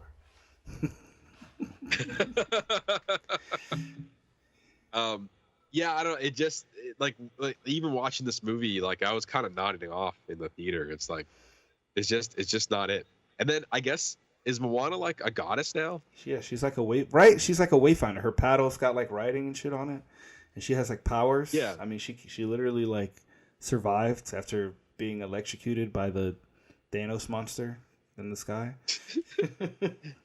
Yeah, and I guess she got help from like the Bat Lady that lived in the Dimension World or something. Who's really like a bad guy? I don't know. Yeah, but not. Like, it's like a helpful bad guy, but working for the bad guy. She like the Deadpool of the Moana universe. Yeah. You see what I'm talking about? No. Man, it's made for little kids. What do you I mean, but the box office disagrees with you, Matthew. I know. I was about to say, it's like, fuck me, I guess, because the box office numbers. Because Bob Iger was right. He's looking at you, he's like, shut up, man. Shut up. See that money? Yeah. That's all that matters. Shut up. Moana 3, here we come. Yeah. People came to watch this silly movie, Matt. I know what I'm doing. Anyway, this movie opened. I love your pretend conversations with Bob Iger. Thank you. This movie opened to 139. Actually, you know what? Let me look at the. I know what Box Office Mojo says, but I think that's the weekend numbers. I want to see the 5-day numbers. Hold on. Let's see. Moana 2. Okay, yeah. In a 5-day weekend. So this movie opened Wednesday before Thanksgiving. So from Wednesday to Sunday, this movie made $221 million opening weekend. Wow. Yeah, that'll do it. That's impressive. As of right now, the time of this recording, it has a domestic gross of $359 million. International has done very well at $431.1 million with a grand total of $790.1 million. This movie's a hit in the box office. No one's complaining at Disney that this movie's did not end up going to streaming, and instead, like, honestly, if Bob Iger had any, like, hey, I'm right, like, they almost let this go to Disney Plus. They almost lost $1 billion. That is crazy. Because the original plan was going to Disney Plus. Yeah, that's crazy. Because we wouldn't even be talking about it otherwise. No, you're right. We wouldn't have. But, like, this movie came out a week after, not even, like, 5 days after Wicked. And, like, Wicked, if there was no competition, would have been sitting pretty at number one for quite some time. Yeah. But Moana's like, that's cute, Wicked. Hold my beer. I'm glad you're a phenomenon and everything, but I'm about to blow it out of the water. I'm gonna defy gravity at the box office. But anyway, yeah, a third movie is imminent. I'm actually quite surprised that it was number one for 3 weeks in a row up until this past week when Sonic 3 became number one, and then Moana 2 dipped to number 4. Like, not even number 2. It went from 1 to 4 after 3 straight weeks as number 1. That's because Wicked is still out. Wicked's still out, and also Mufasa, the newest Disney movie, is now also in theaters. So, and that is underperforming, at least here domestically, which, shocker. So I don't know if I'm going to be rushing to the theater to watch it, but a lot of people say Mufasa is actually pretty decent. And I'm not surprised that they said that because it's, directed by Barry Jenkins, who did Moonlight and If Beale Street Could Talk. So I'm sure he can have some of his unique storytelling in a movie like Mufasa. But at the same time, I'm not rushing to go watch that movie in the theater. I'll tell you what. But yeah, maybe that had something to do with it as far as maybe wanted to dipping to number 4 that quickly. Wicked still staying strong there as well. But yeah, what's your 5-star rating on Moana 2? 3.5. Okay. Maybe a 3. Maybe I'll go 3. I'll meet you at a 3. Okay.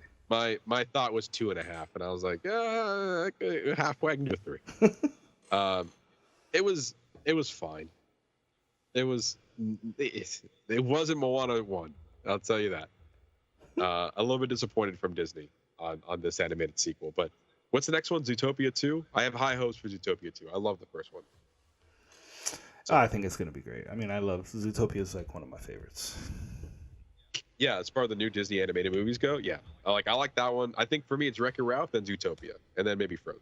But oh no, actually Big Hero 6.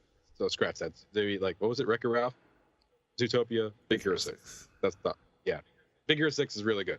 Where's that sequel, Disney? Yeah, when did they make that happen? Come on. We don't need no Baymax TV series. We need a Baymax movie. That's right. Called Baymax the movie. Yeah. That's all we need. I'll take that movie any day. You're sleeping on it, Disney. Come on. Make it happen. Make it happen. All right. Moving on from Disney. Moana 2. Let's talk about our spoiler review of our spoiler review of the week. Right? Is that right? Is that what we said? That's yes, that is what we say. Yeah, moving on. Yeah, I think that's it.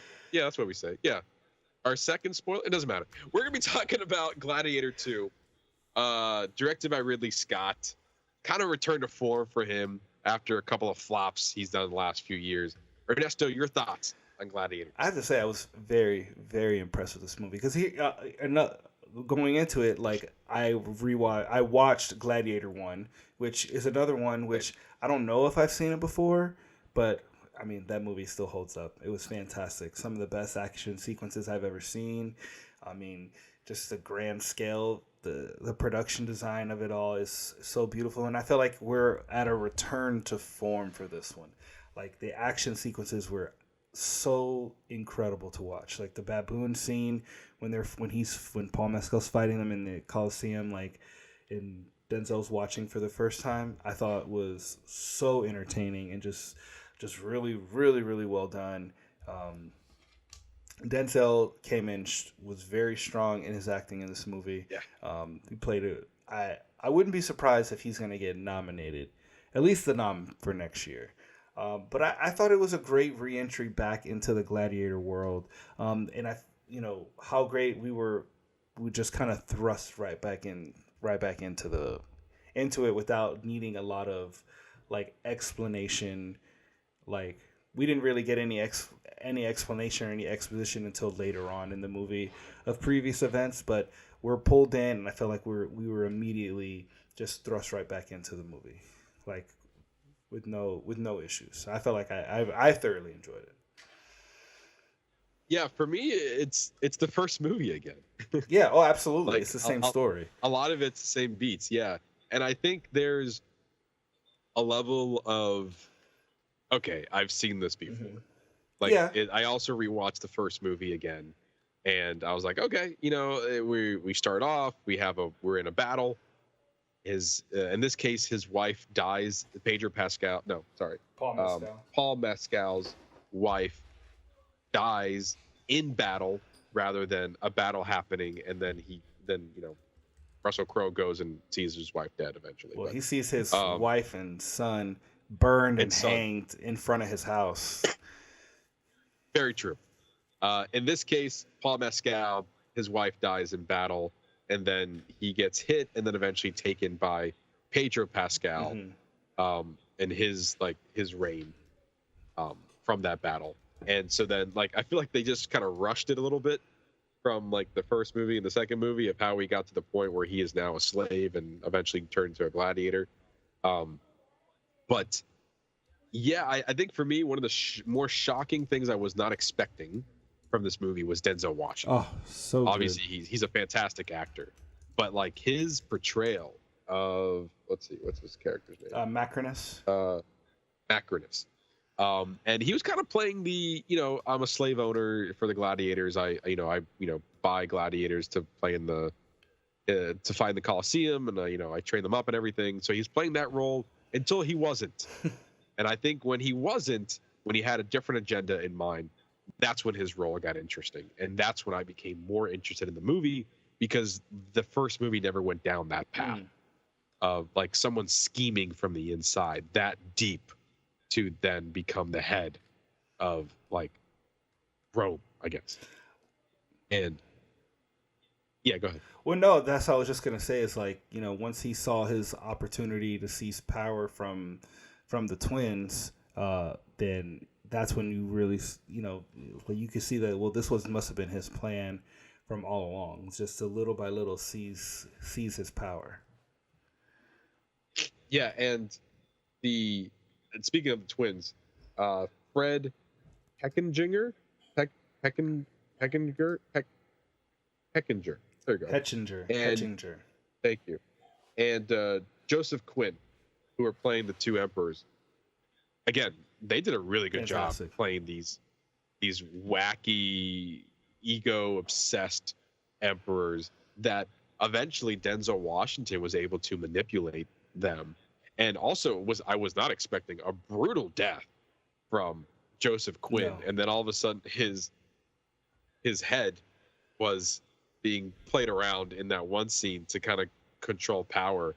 And like you can see that everyone in the room, like what was it? Like Emperor Kalakala, I believe. Oh. And then Emperor Gata. Yeah, Emperor Gata was from Joseph Quinn. Emperor Kalakala was Fred Heckinger. Yeah.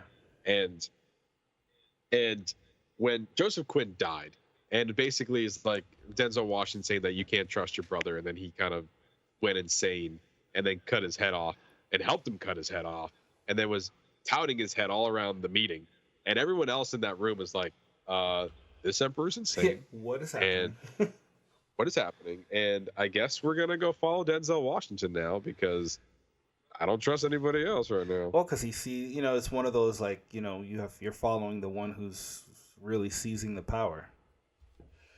Yeah. And honestly, I think at the end of this movie, the real emperor is probably the monkey, right? He's got to be running the show now, right?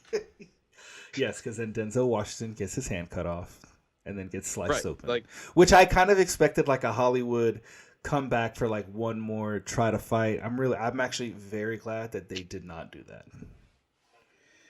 well, even like toward the end when like Paul Mescal and Denzel Washington were having a fight, I was like, Denzel, you're not going to win this one, dude. I mean, as far as the movie's concerned, but I don't think he had any legs to stand on. And I think it made sense when we had that similar fight in the end of the first movie with Joaquin Phoenix and Russell Crowe, because he mortally wounded him before they went to go fight. So it made sense that it was going to be a hard battle for him. When you look at Paul Mescal, like, he's just a badass through and through. Like, he's barely messed up. I mean, he fought a rhino. Yeah. Like, he fought a rhino. We'll talk about that in a second. Like, he literally fought a rhino. And then, he's sitting there, he's struggling with Denzel Washington. And it's like then he eventually just cuts his hand off and slices him open. Yeah, honestly, the ending was like, compared to everything else in this movie, the ending was a little bit like, okay. Like a little bit Hollywood. Like, he rides past the enemies to meet his troop. Yeah. He's like, hold on, guys. We're going to fight in a minute. Let me just ride past you real quick. Hold on. Don't move. It's like, and, turns it around. All right. And then he gives this like Hollywood. It was very Hollywood at the end. Like this single monologue. And you got collectively 11,000 troops, 5,000 on one side, 6,000, and all of them are just huddled around listening to you two speak and fight. It's like, no. The guy in the way back is like, what's going on? What did he say? What? Who died? Is anybody paying attention? Do we go now? Like, is this when we fight? Yeah. Why are we just standing still? Is there something happening over by the ark? I don't know. I see some commotion. I just don't know what's happening. Did he just cut that fucking guy's hand off? Are we fighting now? Is it over? Oh, is our guy dead? Is he in the... Look, did he drown him? Oh, no, he's alive. Yeah. Oh, that was quick. Oh, okay. All right. Who's in charge? The monkey. Must be the monkey. Hey, the emperor said the monkey's in charge. Yeah. So the way that I see the movie ending, the monkey is the true leader. How? Of Gladiator II. Crazy. But I do think that, and people they're so fascinated with the Roman Empire because there's a lot of parallels to like our society today. People who live in excess, like Americans, like that's us. Like, let's not call it for what it is. Like, we live like the Coliseum. Like, we watch sports, UFC, things of that nature. We watch like combat. We watch we watch all these things that are, maybe it's not two people stabbing each other with swords or fighting rhinos, but it's still relatively dangerous to the people who are involved in our enjoyment of watching them hurt themselves. Like football, it's like a train wreck hitting each other every down. Like, literally, they're all like two ends, and they go. I mean, it's a literal car crash. You're smashing into each other. Like, yes. But but to that same vein. But look how we enjoy it. You see the wagers on the death. Like, oh well, let's just do like whoever submits first. It's like, no, whoever swords. We want to see some blood and death. So I mean, it's very interesting, and I understand the appeal. Like, to be honest, watching this movie has like sparked an interest to want to do like more history on this time period, because this movie has kind of given me the window of how much of a parallel it is to our society today. Okay, I can see that. Do you think the action was a little over the top compared to, like, when you're comparing it to the first movie? My only gripe with the movie, I have two things that I gripe with this movie. One of which is I think that baboon CGI was not completed all the way. Like, to me, like when we were looking at the baboons, like it felt like I was looking at, like, they felt more cartoonish than usual, if that makes sense. Like, it almost like they hadn't finished, like they didn't go through like a full, like it could have gone through a full other rendering of the the baboons. And then Yeah. my only other thing, and this is not related to the CGI, but I felt like we didn't need the extra exposition that the movie gave of replaying like the scenes from the first movie. Like I feel like maybe we could have gotten like one or two, but I felt like we spent a good like 5-10 minutes that we could have easily shaved off some of this watch time. Because as great as it is, I felt like somewhere towards the middle, like it lost me. I felt like I it lost me, and I had to like regain my interest. But it's only because I felt like we were doing like this extra unneeded exposition that the movie didn't necessarily need. Like it seems like he released it with like, you don't need to watch part 1 at all to understand this movie. And even I felt like even without that exposition, like the movie still stands on its own to where you can understand what's going on from the connections from the first movie. Yeah, I mean, the movie is 2.5 hours long, and a decent bit of that is rehashing some of the beats of the first movie. Yeah. I agree. Like, obviously, Maximus, Russell Crowe's character, is a huge, like, symbol in the second film. Like, he was the Gladiator, and obviously people remember him of that 20-something years later, I'm assuming.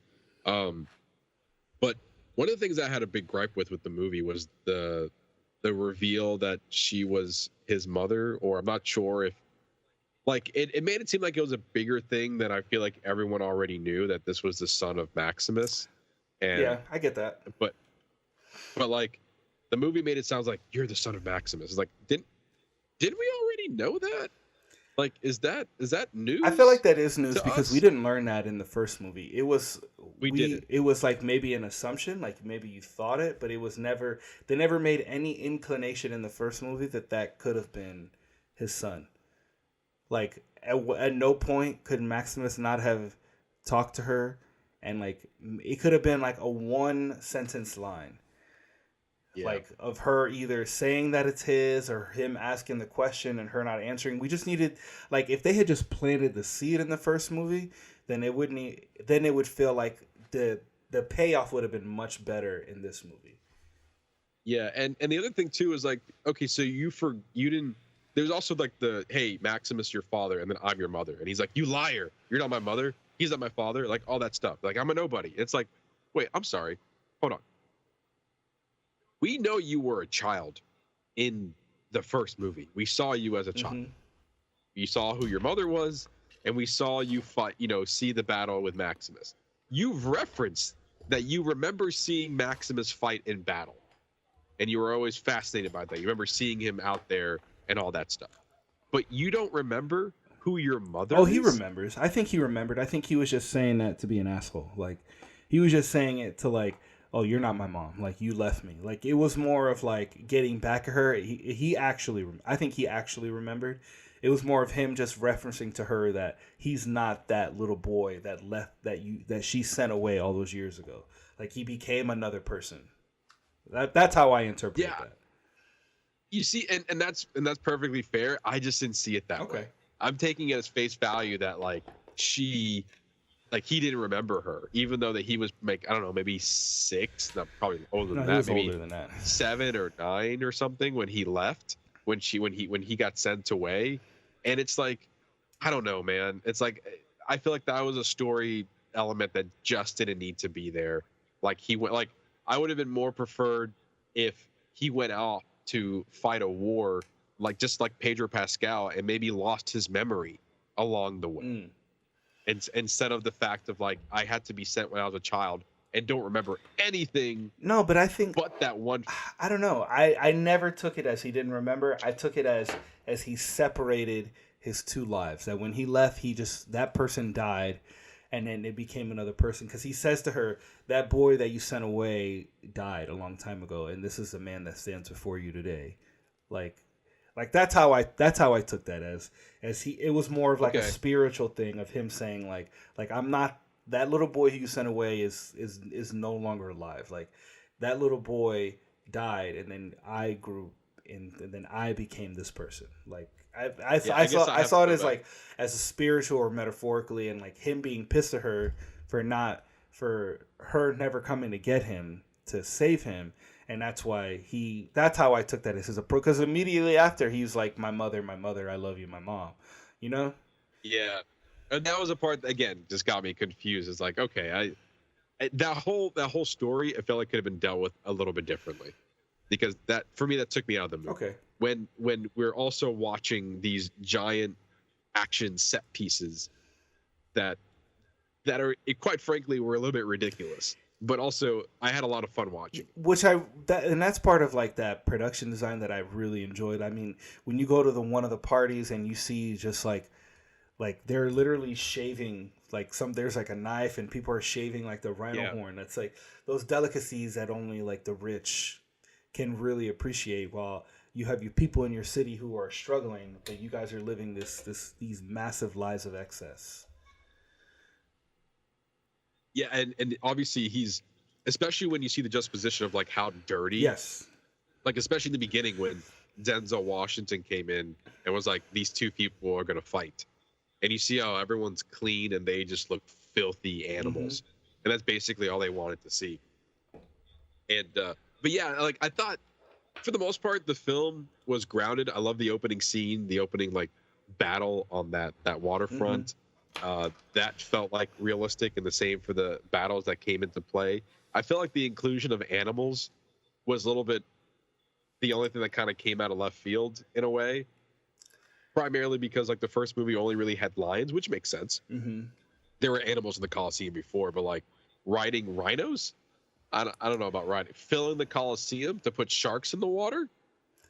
I don't know if that was a little like, okay, that's a choice.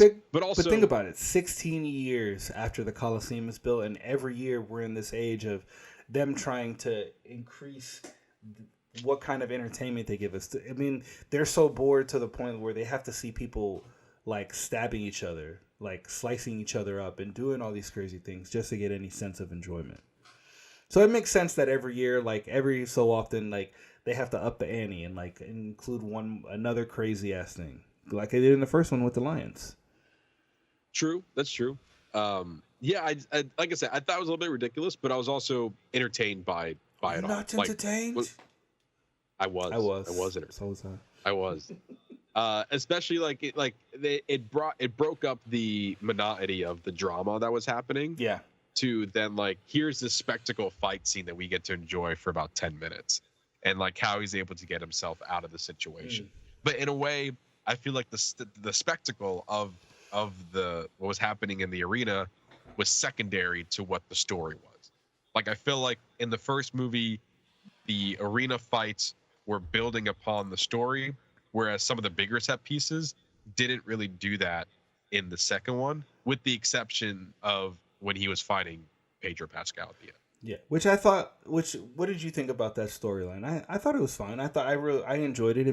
It kind of made sense for the storyline, and it kind of just gave a deeper level of connection. Like this war general who's like conflicted with the things that he's had to do, and then is eventually betrayed by these two evil emperors, and then sentenced to his death, which is what starts like this rebellion within the city. I think it worked for me. Yeah, no, for sure. I think that was something different that the first movie didn't offer. I think the first movie was very cut and dry. You have the evil emperor and you have the gladiators that's trying to revolt. But in this case, it was a little bit deeper than that. You had people who are working within the empire in Rome wanted to kind of revolt from within. And that wasn't really the case in the first movie for the most part, with the exception of the mother, Lucia. Yeah, I think Lucia. Lucia. So yeah, like she was always the one that was trying to go for peace, and I guess over the years she's lost that, not really being able to gain control, and we saw that through Pedro Pascal. Like he's this famed war general where the emperors don't want him to basically retire.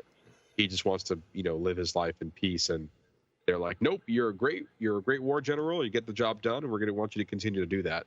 And they see the corruption that's happening from within, and he wants to now stage a coup to get kind of dethrone them and have a better life for Rome. And then we see that, and then it's kind of interesting to see like his position and how he's going about it. And then we see Denzel Washington kind of scheming his way up into the top and seeing his approach. And that was the one that technically won at the end of the day. Pedro Pascal died for the route that he took. Yeah. Like kind of going, and then he did it from within and kind of in the open too. And I like the different layers that we had each person trying to get to what they feel like Rome should be. And ultimately, the award went to the Gladiator, who was just kind of fighting and kind of going on his own way.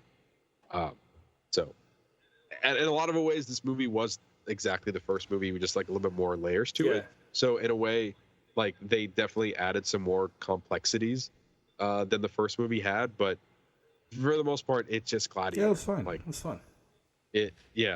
Let's quickly talk about the box office. This movie had a pretty strong start. It opened to $55 million, which is pretty decent. Currently, it has not fared enormously well, I guess, as far as how the domestic goes. But at the time of this recording, domestically, it has $154 million. Internationally, it has made $252.6 million with a grand total of $406.6 million against a $200 million budget. So, like, we are almost making it in the profit windows. But I think, for the most part, I guess this movie is doing right where it needed to be compared to its opening against Wicked, which that was going to be the monster release that it was. So, I think overall, I guess, is doing fine. There is word that Ridley Scott is working on a third Gladiator movie. I can see that. It's in early development. I think he says that he has a couple of other films he wants to make first, but also this man is a workaholic. My God, like he should be retiring right now, and he just wants to make more movies. Let's do it. And good for him.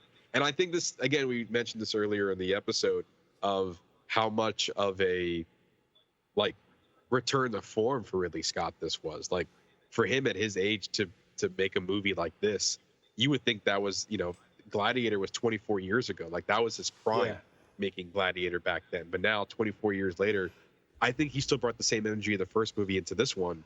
And, I think it's all the better for it. Like he created an entertaining spectacle in the Coliseum like he did with the first movie. And that's definitely worth appreciating, especially in the production design as well. Yeah, absolutely. 100% agree. I'd be down for, out of everything that he's been doing lately, I'd be down for a Gladiator 3.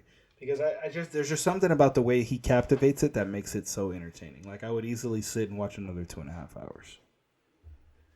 Yeah, and I mean, so would I. I don't know what other movies he has in the works, but I think they could easily benefit from another Gladiator movie. I don't know exactly what it would be about, considering that most of the players here have died, with the exception of Paul Mescal. Like Pedro Pascal died, his mom died, and Denzel Washington died. Both emperors have died, so it's just him and the monkey at this point. So, what if it could be the fall of Rome? Because like we're starting to see a little bit of that, but then what if this final movie, the first movie is kind of like the dream that Rome could be. The second movie is a realization that the dream, Marcus Aurelius' dream, will forever just be a dream, and then 3 could be the ultimate decline and fall of Rome. All been surrounding around this story of like Maximus and Hanno, the character's name, and his family, kind of like their family and how they're tied into the rise and fall of Rome. Interesting. I kind of like that. Yeah, it kind of seems like that. It kind of just seems like that's like the natural progression, because at the end we're with these two emperors being slain and that war hero being killed. You're sending this. The movie ends with like the city kind of sent into chaos with people fighting each other and fighting the Roman the Roman soldiers. So I'm curious to see what direction they go. Yeah, I like this. I like this idea of a third movie. I didn't see it until you said it, and I was like, I like that. It definitely rounds out this, and then in a way, kind of as a tragedy based on real events, obviously. Exactly. With sprinkle of little Hollywood magic in there, of course. Because it ends on a hopeful note, but we all know what happens to Rome. Yes, exactly. So, I do kind of like that aspect of like, that's what what could end up. We kind of putting that into film, which I don't think we've seen. We never see Ridley Scott do it that way. So see Ridley Scott's version of Fall of Rome could be really interesting. But with all that said, your final thoughts on Gladiator 2? I thought it was a great film. I thought what lost me is a little bit of that extra exposition from the first movie that I feel like it actually didn't need. Like, he gave it to us, but it felt unneeded to tell an effective story.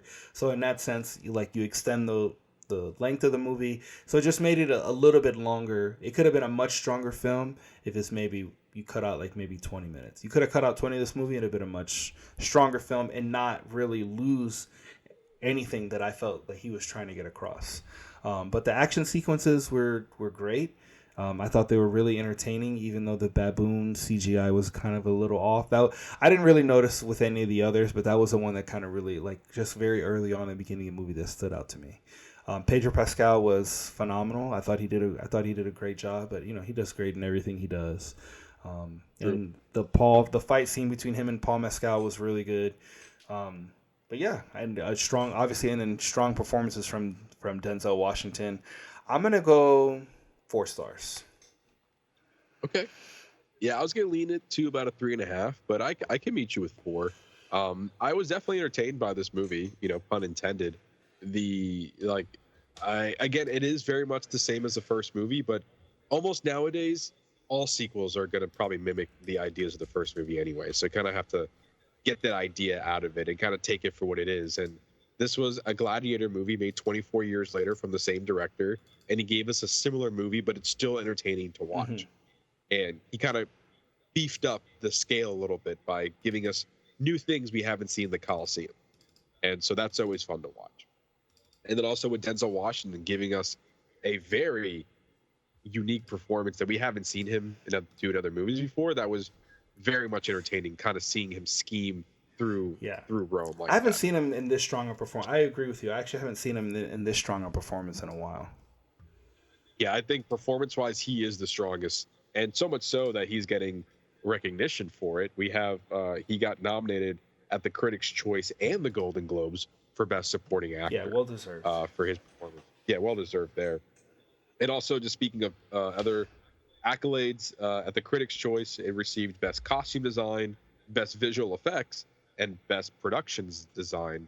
And then for the Golden Globes, it received Best Supporting Actor for Denzel, and then Best Box Office. Did it say Box Office Cinematic Achievement? It did. Yeah, Box Office and Cinematic Achievement. So it received 2 Golden Globe nominations for that. So the question is, Ernesto. Something fell. The question is, right now, and as we were looking at early Oscar predictions, that Gladiator 2 was in the conversation for Best Picture, and Gladiator 2 was in the conversation for a lot of different awards, even Best Director for Ridley Scott. And then as these awards nominations, honorees came out, as we mentioned earlier in the show, that Gladiator 2 kind of disappeared from the Best Picture conversation, and other films are now being rearranged into it, and now we're trying to see the lay of the land after other noms have been released. So my question to you, do you feel like that should have been in the conversation, or are we more recognizing it for its production rather than it's the film as a whole? I think the film now is being recognized correctly. I feel like maybe there was a little bit of extra hype before. I don't see Best Picture, but I see Denzel. I see production design. Maybe even costumes, arguably. But, with period pieces, if you get it right, if it seems invisible, then that means that they did a good job getting it right. So I would give it. I would also give it to makeup and hairstyling, and costumes. Okay. Yeah, I definitely see it for costume production. Yeah, I would even agree with you with hair and makeup, and for Denzel's performance. It's hard to tell because we don't really know what else we can compare go off of. Yeah, compared to. So I'll be interested to see if he does get the Oscar nom, but we see it for critics and Golden Globes. Absolutely. And so so we see it for a good fare, at least they're recognizing him for that performance. And I thought that he was one of the stronger performances and a pretty much unique performance out of the whole movie. Yeah, I agree. But yeah, it's interesting to see where this movie fits into the Oscar category. I do agree with you that it is getting into its own form because I don't see it as best picture quality in my opinion. Agree. But time will tell. As we found out earlier today that the Oscar noms will be announced January 17th. So that's coming in about less than a month. We'll be covering them. So we're gonna be covering them. We're gonna be ramping up toward it. It's gonna be this is our season right now. We're getting to award season. Do a lot of coverage on it. We're already ahead of the That's game. what we do. As we typically That's every true. year we get a little bit better. That's very true. But yeah, as far as Gladiator 2, a very entertaining movie. I'm glad I saw it on the big screen too. I'm glad I didn't wait for it to see it at home. Yeah. I think it's worth your time in the big screen. And yeah, I'll give it 4 out of 5 stars. It was pretty solid. A good time in the theater. And I watched this I think I watched this before Wicked.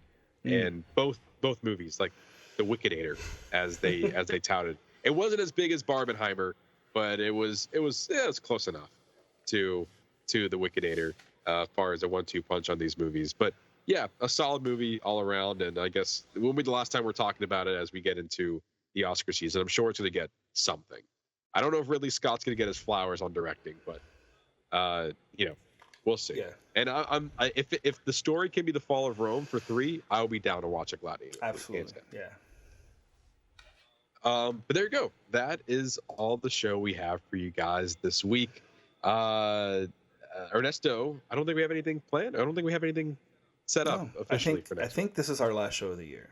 I believe that. This is our last show. So, yeah. I mean, thank you guys for sticking with us for another year of Box Office Bingers, of just letting us listen to us rant and rave. And I think we've got some plans for 2025, and I think I'm excited. I mean, we're already on track to get for our Oscars predictions and see where that goes. And yeah, man, I'm excited to do another full year of this with you. Yeah, I mean, we were already kind of talking about, like, with Superman and with Fantastic Four. I want to say probably our next episode is going to be our best of, maybe. I don't want to say that for sure. Yeah, either that one or the one after. It's gonna be. It'll be one of the. Yeah. It's usually one of the first ones we do of the year. Yeah, and then as usual, we're gonna be diving into the award season. We got some big blockbusters coming out in March, and so we got some Oscar movies we got to start looking into now. I know we talked about looking at Conclave. We talked about looking at The Substance. We're waiting for A Real Pain to hit digital, so that's going to be in the horizon. Nosferatu's coming out on Christmas Day, so that's going to be on the horizon. Sonic 3 is an interest. We've already watched the first 2. We gotta watch the third one, and so a lot of fun, exciting things coming in. As the movies keep coming, we keep talking. That's right. So if you want more from us, you can always follow us on all of our social media channels on Facebook, YouTube, and as of now, TikTok at Box Office Bingers, X and Letterboxd page at Box Office Binger, and our Threads and Instagram page at Box Office_Bingers. We're gonna keep posting on TikTok until they tell us we can no longer post on TikTok. I think the thing I'm the most sad about is that I'll have to, that if they do take it away, is that I'll have to change this graphic.